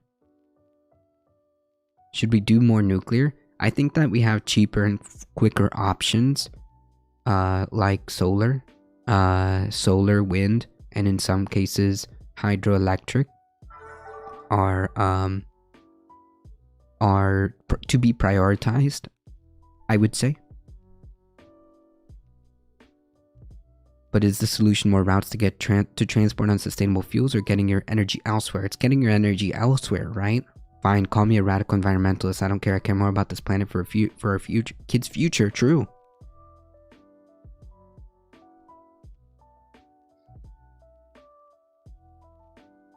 I hate what is on screen, but nonetheless, good morning. Hey, Samline the Kind Dragon. How's it going? Morning. When Manhattan, Florida, and Central London look like Venice, they'll be the first to blame an unseen enemy, but eventually we'll be forced to do the right thing.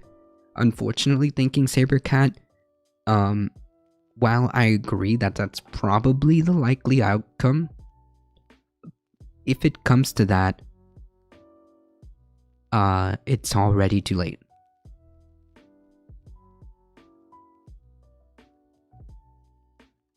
Energy independence is still a good phrase to throw out there. Their polling tells them it thinks. Think of the fuel crisis when those nasty overseas powers turned them off the tap last time. Never again, right? Yeah. For PR purposes or to spin the narrative, then yes, I agree with you.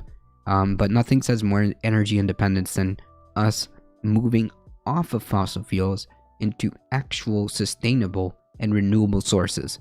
Nothing says more like energy independence than that. But of course, the fossil fuel corporations and the oil and gas industry don't want you to know that, because it would be very inconvenient for their profits, and nothing, and I mean nothing, is above the almighty dollar.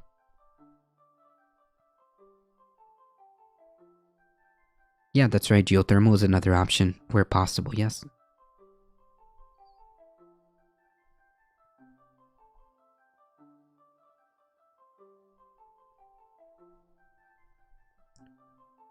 Do they have enough battery production to get 10% of cars down the road at the moment, let alone capacity to tie the whole power system overnight when the sun is set? Our next investment is needed to be batteries, not crude oil pipelines. Yeah, it needs to be a multi-pronged, it needs to be a multifaceted operation, to be quite honest, Duke. There needs to be, it's such a multifaceted solution, because in the reality is, our job is essentially to make the less catastrophic future as possible, right? So that's going to take a lot of multifaceted things. It's going to take decoupling ourselves from the way we produce energy. It's going to take society to make a change as well, not only in dietary forms, but how we reorganize our priorities when it comes to dealing with this. And yes, that's going to have to involve our preconceived notions about economics as well.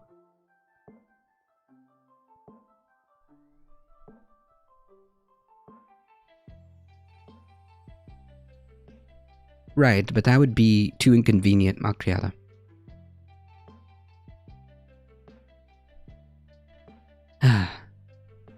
So the TLDR, please be aware of what you're reading, and the astroturfing of climate change denial is very real and very powerful.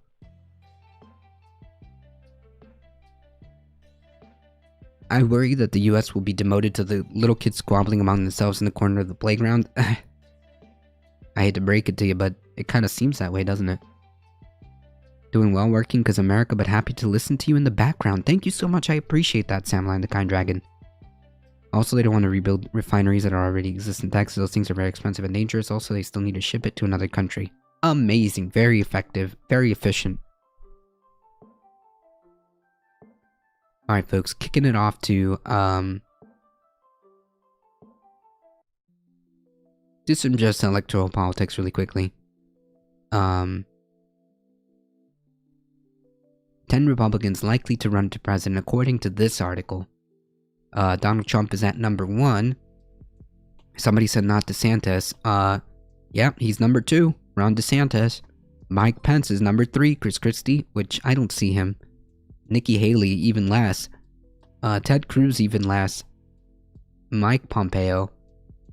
Kristi Noem. Nah, I don't see her. She doesn't have... none of these folks have, like, a very good national, presence. Save maybe Mike Pence, to be quite frank. Tom Cotton. While Tom Cotton is kind of forgettable, I think he's probably the more dangerous one out of these guys. Larry Hogan, I didn't even know who this guy was.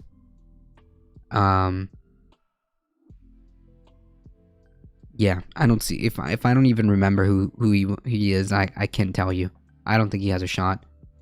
He's trying to be a Reaganite GOP candidate, which hard pass. Hambliss with the tier 1 subscription for 2 months. Thank you so much for the support. I appreciate that. If they run Chris Christie, they'll win the Democratic vote. I don't think so. Tom Cotton has said some of the most racist shit I've heard on the floor. That I'm saying that Tom Cotton is the more dangerous one out of all of these, to be quite frank. Marjorie Taylor Greene for president, please? No, thank you. No, thank you. Hard pass. Out of all of these, it is most likely going to be dependent on whether or not Donald Trump decides to run. I would bet that he is going to run, and if he does announce officially his candidacy, because he's basically teased that he is, so I suspect that he's going to run. But if he does run, then he's probably going to be the nominee, because that's just who the GOP is beholden to. If he doesn't run, then I suspect it's either going to be Ron DeSantis or Mike Pence.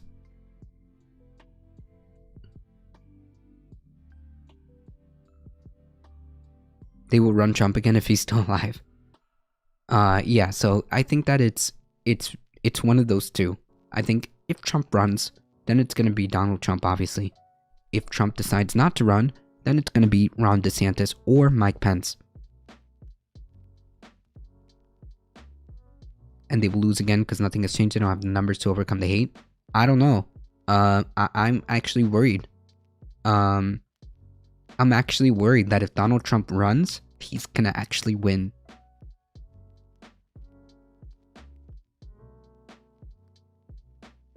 MTG is way more cute build than Trump. Absolutely. 1,000%. 1,000%, Mono. 1,000%. Actually, in my opinion, I think that if Donald Trump runs in this environment, I think he's going to win. I think he's going to win. Never underestimate the Democratic Party's incompetence.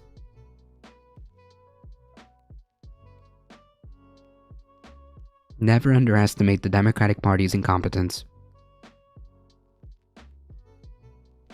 Yeah, he would win because the Dems won't show up to the polls like they did in 2020. And why is that, Malcriada? And why is that?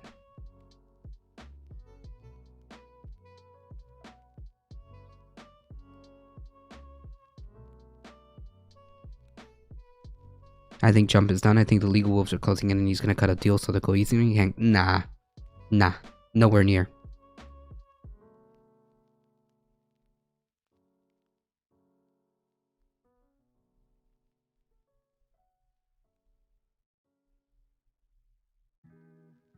Because they don't have any reason to vote. Thank you. Thank you. Because they don't have the same energy or reason to get out there as they would have should they have done what they needed to do. Unless something changes. Of course. You know, it's too late now, but when they come back for 2022, should they decide that they want to actually do anything, then things might turn around. But failing a massive 180, save a massive introspection within the Democratic Party to actually deliver, then it's pretty much a done deal in my opinion.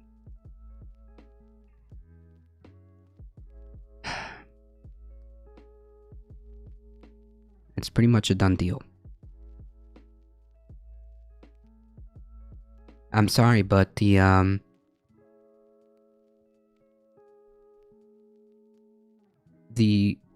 Donald Trump excuse isn't going to work again.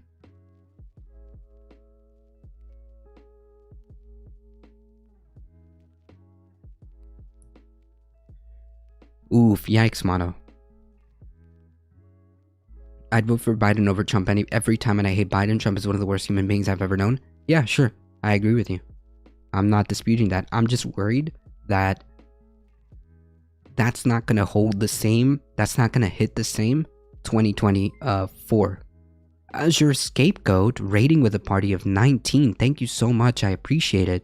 Thank you. Hey, Chai Bureaucrat. Welcome back. I just hope we keep the house, and I really don't want a repeat of 2020. 2010. Unfortunately, I don't have my hopes up for that either. Awesome, Evertone. Thank you for the follow. Hazardous. Thank you for the follow. My worry is that more people are with the perception. I'm speaking as the generality, not for myself, as a generality, Hambless. They're not going to have the same energy that they would have facing the gross, obvious failures of the Trump administration, the obvious incompetence, and just people are just over it, that they would go so much to vote for. They just wanted Trump gone so bad that they would even vote for Biden. I don't think that strategy is going to hold the same water as it would in 2024. It's not going to hit the same. And if that's Democratic Party strategy, it's not going to work, in my opinion. I could be 1,000% wrong. I could eat my words. I could eat my words in the election, and the Democratic Party decides that they're going to somehow run Biden again and win. It's very entirely possible. But I'm sorry, but I just don't. I just don't see it.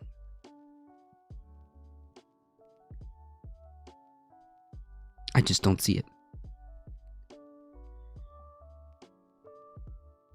You're not wrong. Well, maybe. I think you are right. A lot of people are not going to show up to vote. Yeah, that's the problem. That's the problem. Because how are you going to tell people to come out to vote for you when you don't deliver the results that you promised? I mean, not even like a serious attempt to get something of your big platform, a big ticket item of your platform that got people motivated to go to vote. If you can't deliver on something palpable, something good, that you can point to and say, hey, that really had an impact on your life as the American worker, as the American people.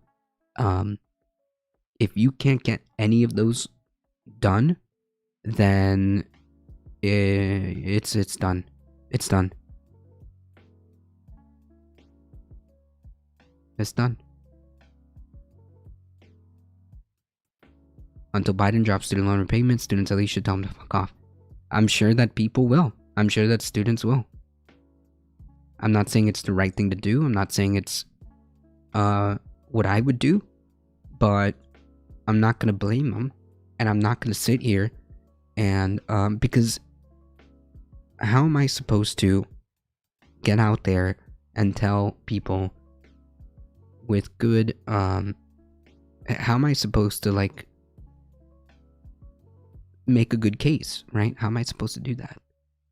How am I supposed to make a good case?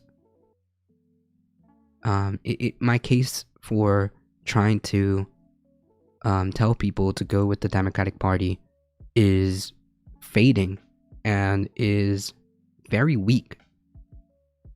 It's very weak.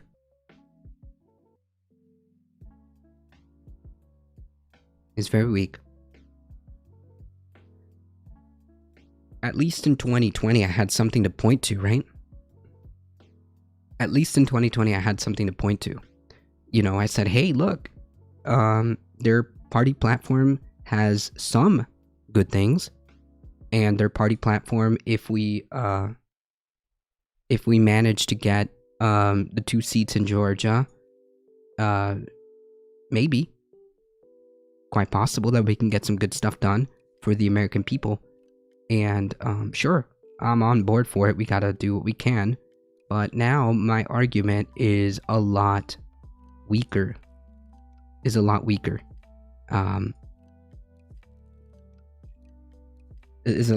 So I don't know. Save a good 180 turn from the Democratic Party. I don't see it. I don't see them winning. I see them getting hammered in the 2020 midterms, and then that will translate into the general election, in my opinion.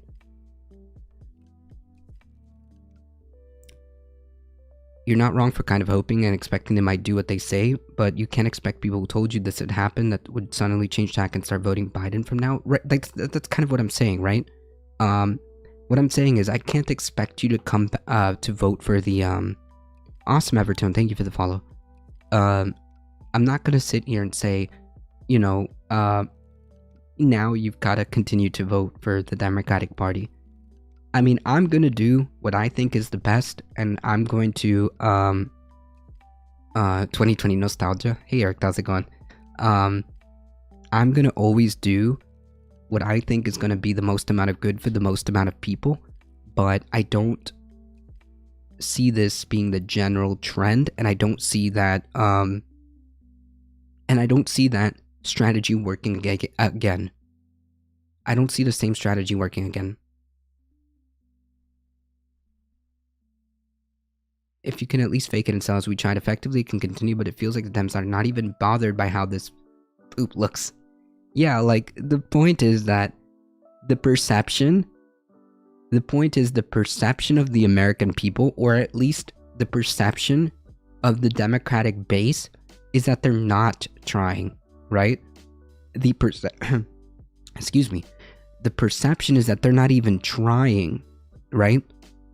Whether or not that's true, maybe they are. Maybe they're trying to do their best behind closed doors. Maybe they are trying to negotiate, and maybe they are trying to do things right. I can't tell. I can't tell. The perception of the base is, well, hey, we were promised, or we were prioritized X, Y, and Z, and all we get is nothing.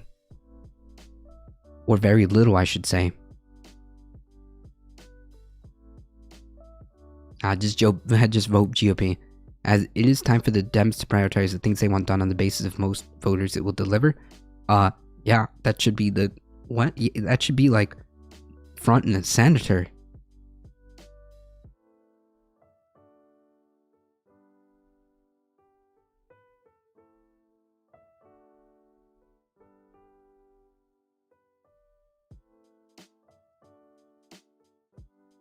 That should be front and center.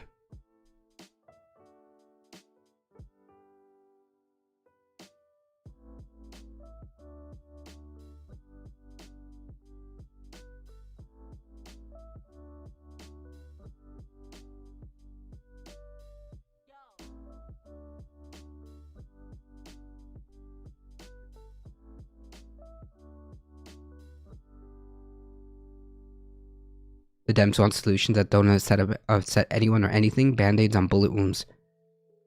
I want revenge for the tea. Alright. Listen. I had nothing to do with that, okay? If you want, I personally will start repaying you in tea. Do you want that instead?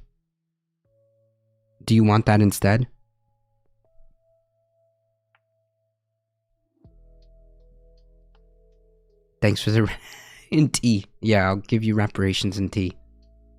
Yeah, the job of a political party is to deliver on what they prioritize. I don't get it. GOP has no problem doing that.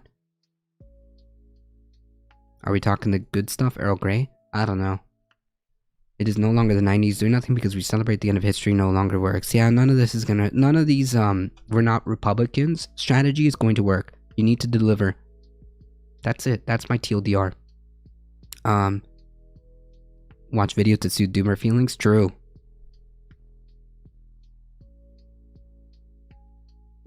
Oh, we got a cute animal video from Tandara. Alright, TLDR, I think that the most prominent names to watch out for is Donald Trump, Ron DeSantis, and Mike Pence. That's it.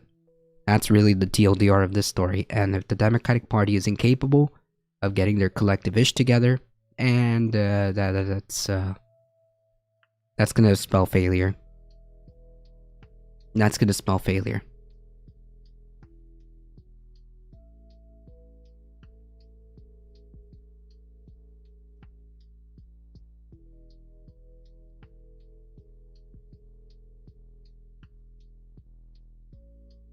We had no idea what we were getting ourselves in.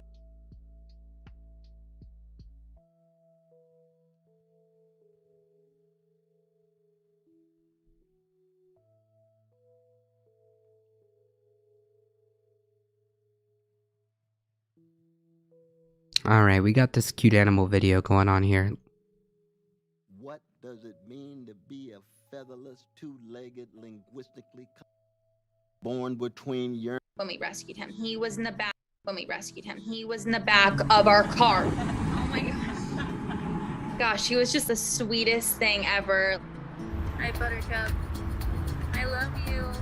Hey, We Kensai. first brought Redding to the sanctuary. It was his first time seeing grass. Really his first time being outside. Oh, look at you go, baby. Who the heck is DeSantis? It rings a bell. Yeah, Governor of Florida.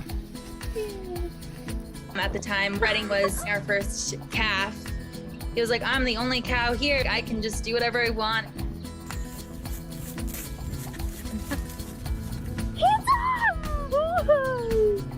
Look at you! Now he is literally dark brown. It's just so funny. He's just completely transformed, but his personality has not changed. We had Redding in with all of our pigs for a very long time, and he got along with the pigs great. Although he was getting along so well with the pigs, I just knew that Redding deserved to have a friend. So when we got notified about Sadie, we immediately jumped on it. Hi. She also was living in a neglect situation, so she was very afraid of us. Hi, pretty girl. By the way, I'm like the rudest host of life. Folks, if you haven't already, please make sure you give some support and follow Azure Scapegoat. They came in here and graciously brought our community over here to have a good time. So I appreciate that. I appreciate the raid. That is me being a very bad host. But I was just getting into the show, so I apologize. Please make sure you you hit up Azure Scapegoat. Hi, pretty girl. Hi, pretty girl. Hi. Oh. Reported to the police. True. Are you so happy? Slowly but surely, she was able to really trust me, and that was really amazing. All right. Is that fun? She was in quarantine for a month, and then we were able to introduce her to Redding. Cows which are was so a really, emotional. really Drew. special moment Such a for cute them. cow. Drew. At first, they were kind of like, I don't know, like what to do, and then Oh, they're so cute. they were all lovey-dovey. He was licking her ears. She was licking his ears. It was the cutest thing ever. Oh, good girl, Sadie. Good girl, Sadie. Yes, that's Redding. He's a good boy. She got to run around, and she was kind of like a little baby deer. She's all legs. I can tell that Redding is so happy, and Sadie is so happy too. They're always with each other. Him and Sadie are like two peas in a pod. One is never far from the other. That was cute. So Redding and Sadie are like perfect for each other because they are opposites. He's just such a little 700-pound puppy, honestly. Thank you, sir. So he gets in trouble a lot. He's a very naughty boy.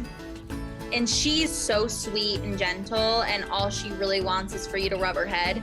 He needs Sadie around him to keep him in line. It's just the most beautiful thing you can ever see. Two animals that came from two different situations that were both neglectful, and they both get to bond. Thank goodness that they have each other.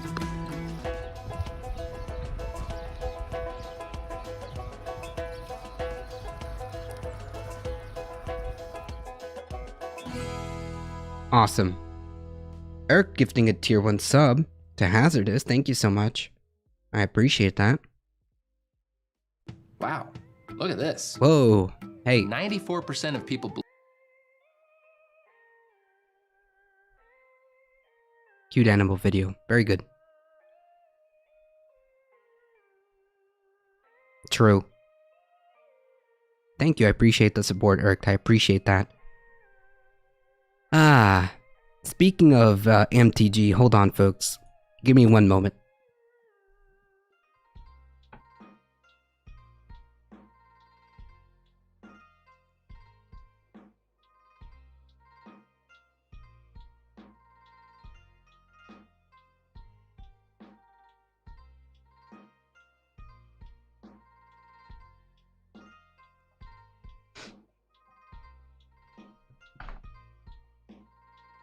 I have a cute Magic the Gathering. No, stop it. It ruins it.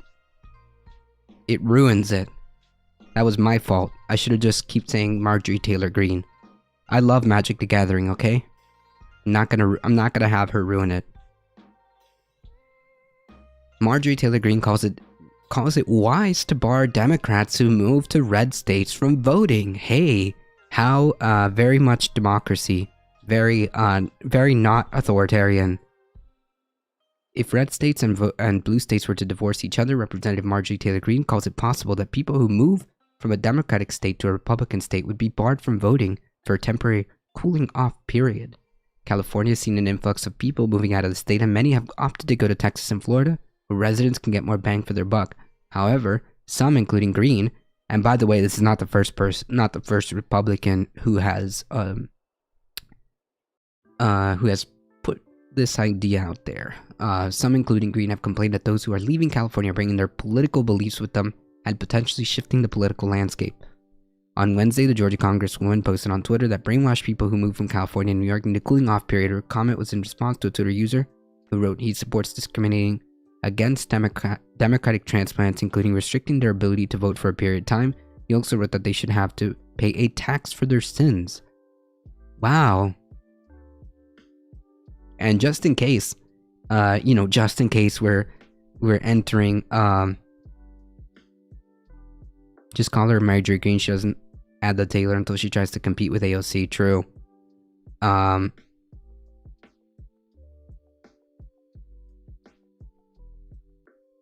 Just to be clear, and just to make sure we're not getting some like lefty newspaper bias or liberal lefty bias, whatever you want to call it. This is her actual tweet. It's not a over exaggeration. It's not a it's not fake. It's not fake. This is Marjorie Taylor Greene. Marjorie Greene, a representative of Congress, saying or imagining herself in a divorce scenario after Democrat voters and big donors ruin a state like California. You think it would be wise to stop them from doing it to another great state like Florida? Brainwash people that move from California and New York really need a cooling off period. Yeah, so the idea that some of these people push is just absolutely disturbing. Yeah, this is a QAnon gal. She said the country should split. Isn't that? Yeah, they don't care about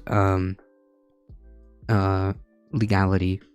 Yeah, if there was ever a time to expel a member of Congress, like this, and this is not even the worst thing that she's done, right? I mean, Jesus. And not only that, she's endorsing because she's trying to actually, you know what? Let me go through this.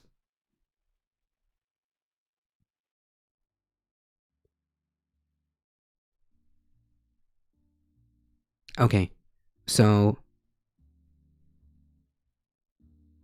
this has nothing to do with a imaginary scenario about a national divorce scenario. This guy literally wants to actively discriminate against his political opponents through legislation by saying that they shouldn't be able to vote for a period and they should have to pay a tax for their sins. She's just trying to spin it. She's trying to make it so that it's not as bad as it looks by saying, "Oh yeah, in an all possible national divorce scenario, hypothetically speaking, I would be in favor of this. Hypothetically, in a situation where maybe nah, get effed. No. This guy isn't talking about a hypothetical. Moving to Seattle, Florida, you don't have to vote. You don't get to vote for 10 years. A conservative trying to take away people's voting rights? I'm blown away. No way. Yeah, so this guy isn't talking about a hypothetical. This guy literally says he literally wants this now. It's not a hypothetical in a national divorce scenario. She's just trying to spin it to get away from like the backlash or making it seem not as bad. Nah, I highly reject that. Get fucked. I'm sorry. If you're trying to endorse and then try to spin it and weasel your way by saying, well, actually, I believe this in a hypothetical national divorce scenario, while endorsing a guy who's saying, I want this now, and she's a representative, a part of the legislature. No. Nope. Nope.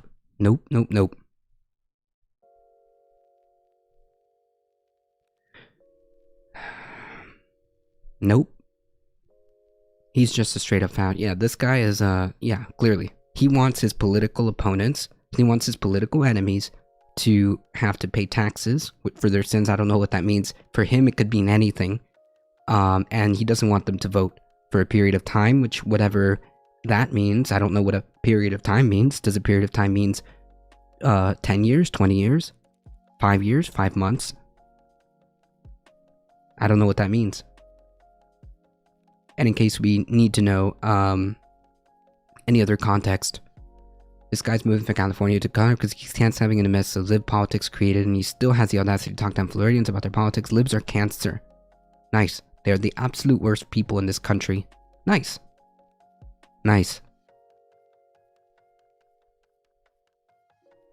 Yeah, exactly. I support all democracies that do what I tell them to do.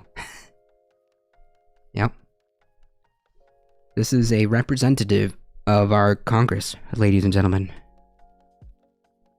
Representative of our Congress. Gals, pals, and M-pals. Marjorie Green. Like I said, we don't even need to read this article. We don't even need to go that further. If you don't like the biases of the Newsweek, if you understand that there's a lefty liberal bias, that's okay. That's fine. Go to her tweets. That's okay. Just go right there. It's right there. She posted it. It's still there. It's still there. if you really want to look it up. Yeah, big news. We can't be trusted. Who voted for her? I want to know more about her election. Unfortunately, people who believe that this person should represent them. Newsweek left us. I'm making a joke, okay?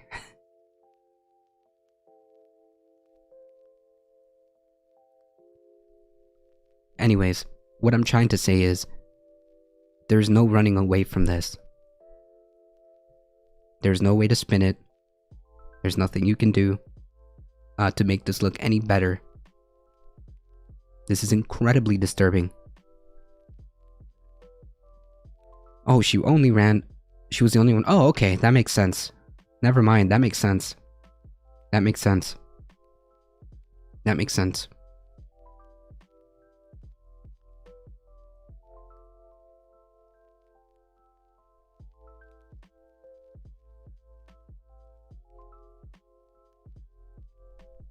Yeah. Tell me which, again, party is moving into a deeply disturbing authoritarian manner. If you ask these people, they will often straight up tell you that they're anti-democracy. Yeah, I know, I yelled at somebody yesterday. Because they thought that the guy who went on Tucker Carlson yesterday was like how he was saying that women and gay people don't belong in the military, and the only people that belong in the military are alpha males who want to sit on the throne of Chinese skulls. He thought that guy was pretty based. We went to that guy's Twitter account, the guest that went on Tucker Carlson's, and he was basically making some tweets about how political opponents should be on camps, should be in camps. I don't care if your ideology or if your idea is to put political opponents in camps. I don't want nothing to do with it. I don't care. If your ideas or ideology or politics or ideal system makes it so that your political opponents should be in camps, I want nothing to do with it. I don't care. I just don't care. Doesn't matter. It doesn't matter.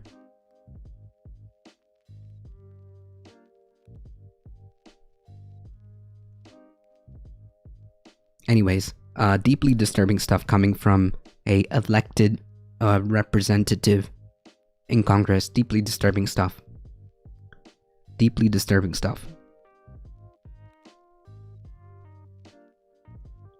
Just to go through this really quickly, finally, this dude who continuously lied about mRNA vaccines, especially by trying to claim that he was the creator of it, inventor of it. No, he was not. He had a role to play in the 80s about mRNA technology, but he did not he did not create this vaccine or anything like that. Has been suspended from Twitter. I'd be a favorite sending judgment but fatal flaws, and how do you break? Nah, I'm sorry, Herman Cain, I'm sorry. I can't do it. If you, like, I apologize, but, like, that's a hard no for me. Wooden Alphadar, thank you for the follow. That's a hard no for me. Like, just no. If political opponents need to be sent to to camps, depending on what you mean by that, nah, I'm sorry. Like, it's just no. No. Why are all queues sent, have seatings after all the insurrection? Well, I mean, like, I'm obviously joking. Okay. Okay. I'm just saying, like, I can't do it. Nope. So before we sign off, Jesus Christ, stop it, Mono. Stop it. Florida hits the highest single day COVID cases, shatters records on Christmas Eve. Nice meme, everybody. Nice meme, Florida. Good job, Governor DeSantis. Appreciate that. Good job. Alright, folks, unfortunately, that is all the time I have today. Thank you so much for hanging out. Thank you, Mono. Thank you, Heat. Thank you, Tandara. Thank you, Herman Came Awards. I like the user names. Siscat, Zeoduke, Alio, Irked. Thank you so much for hanging out. Astro, thank you so much for hanging out. You guys are just wonderful, wonderful folks. Hazardius, thank you so much. Thank you for all the follows. Herman Kane Award with the follow. Thank you so much for all the support. The all the new follows, the gifted subs, the tier 1 subs. Thank you so much. You guys are what makes this channel grow. And if you guys enjoyed the content, have a good work day. Take care. You take care. If you guys enjoyed the content, don't forget, hit the follow button on your way out. You get 5 free emotes. Join us on the Discord and take 5 seconds to hit the YouTube channel and click the subscribe button. It really does help us out. Thinking Sabercat, I see you. Thank you so much for hanging out. yeah, just hit the subscribe button on the YouTube. Spread the word far and wide that this is the chillest place to be for news and politics. It is the last stream of the year. Okay? It is the last stream of the year. Great stuff coming in 2022. Stick around. Thank you guys so much. Thank you. As always, please stay safe. Please take care of each other. I love you all, and I hope to see you guys in the next year. See ya. Thank you for having me along. Thank you for having me along. Stick to your principles. That's what I do. That I can do. Happy New Year. Happy New Year to everybody. In case we don't see each other, there will be a Saturday stream for New Year's. So if you guys want to find out what's in store for 2022, it is the last stream of the year. I just remembered that. Thank you guys. Thank you guys for all the support. You guys are what makes this go. So just hang tight. And, you know what? Let's head on over to Comrade Bubbles. We rarely get to raid them. Alright, hang tight, folks. Hang tight. We're heading in 5, 4. Also, special thanks to, get out of here, Mono. Special thanks to Azure Scapegoat. Thank you so much for the raid. I appreciate that. As always, I appreciate that. We're heading out in 5, 4, 3, 2, 1. Here we go. I am rude. See ya.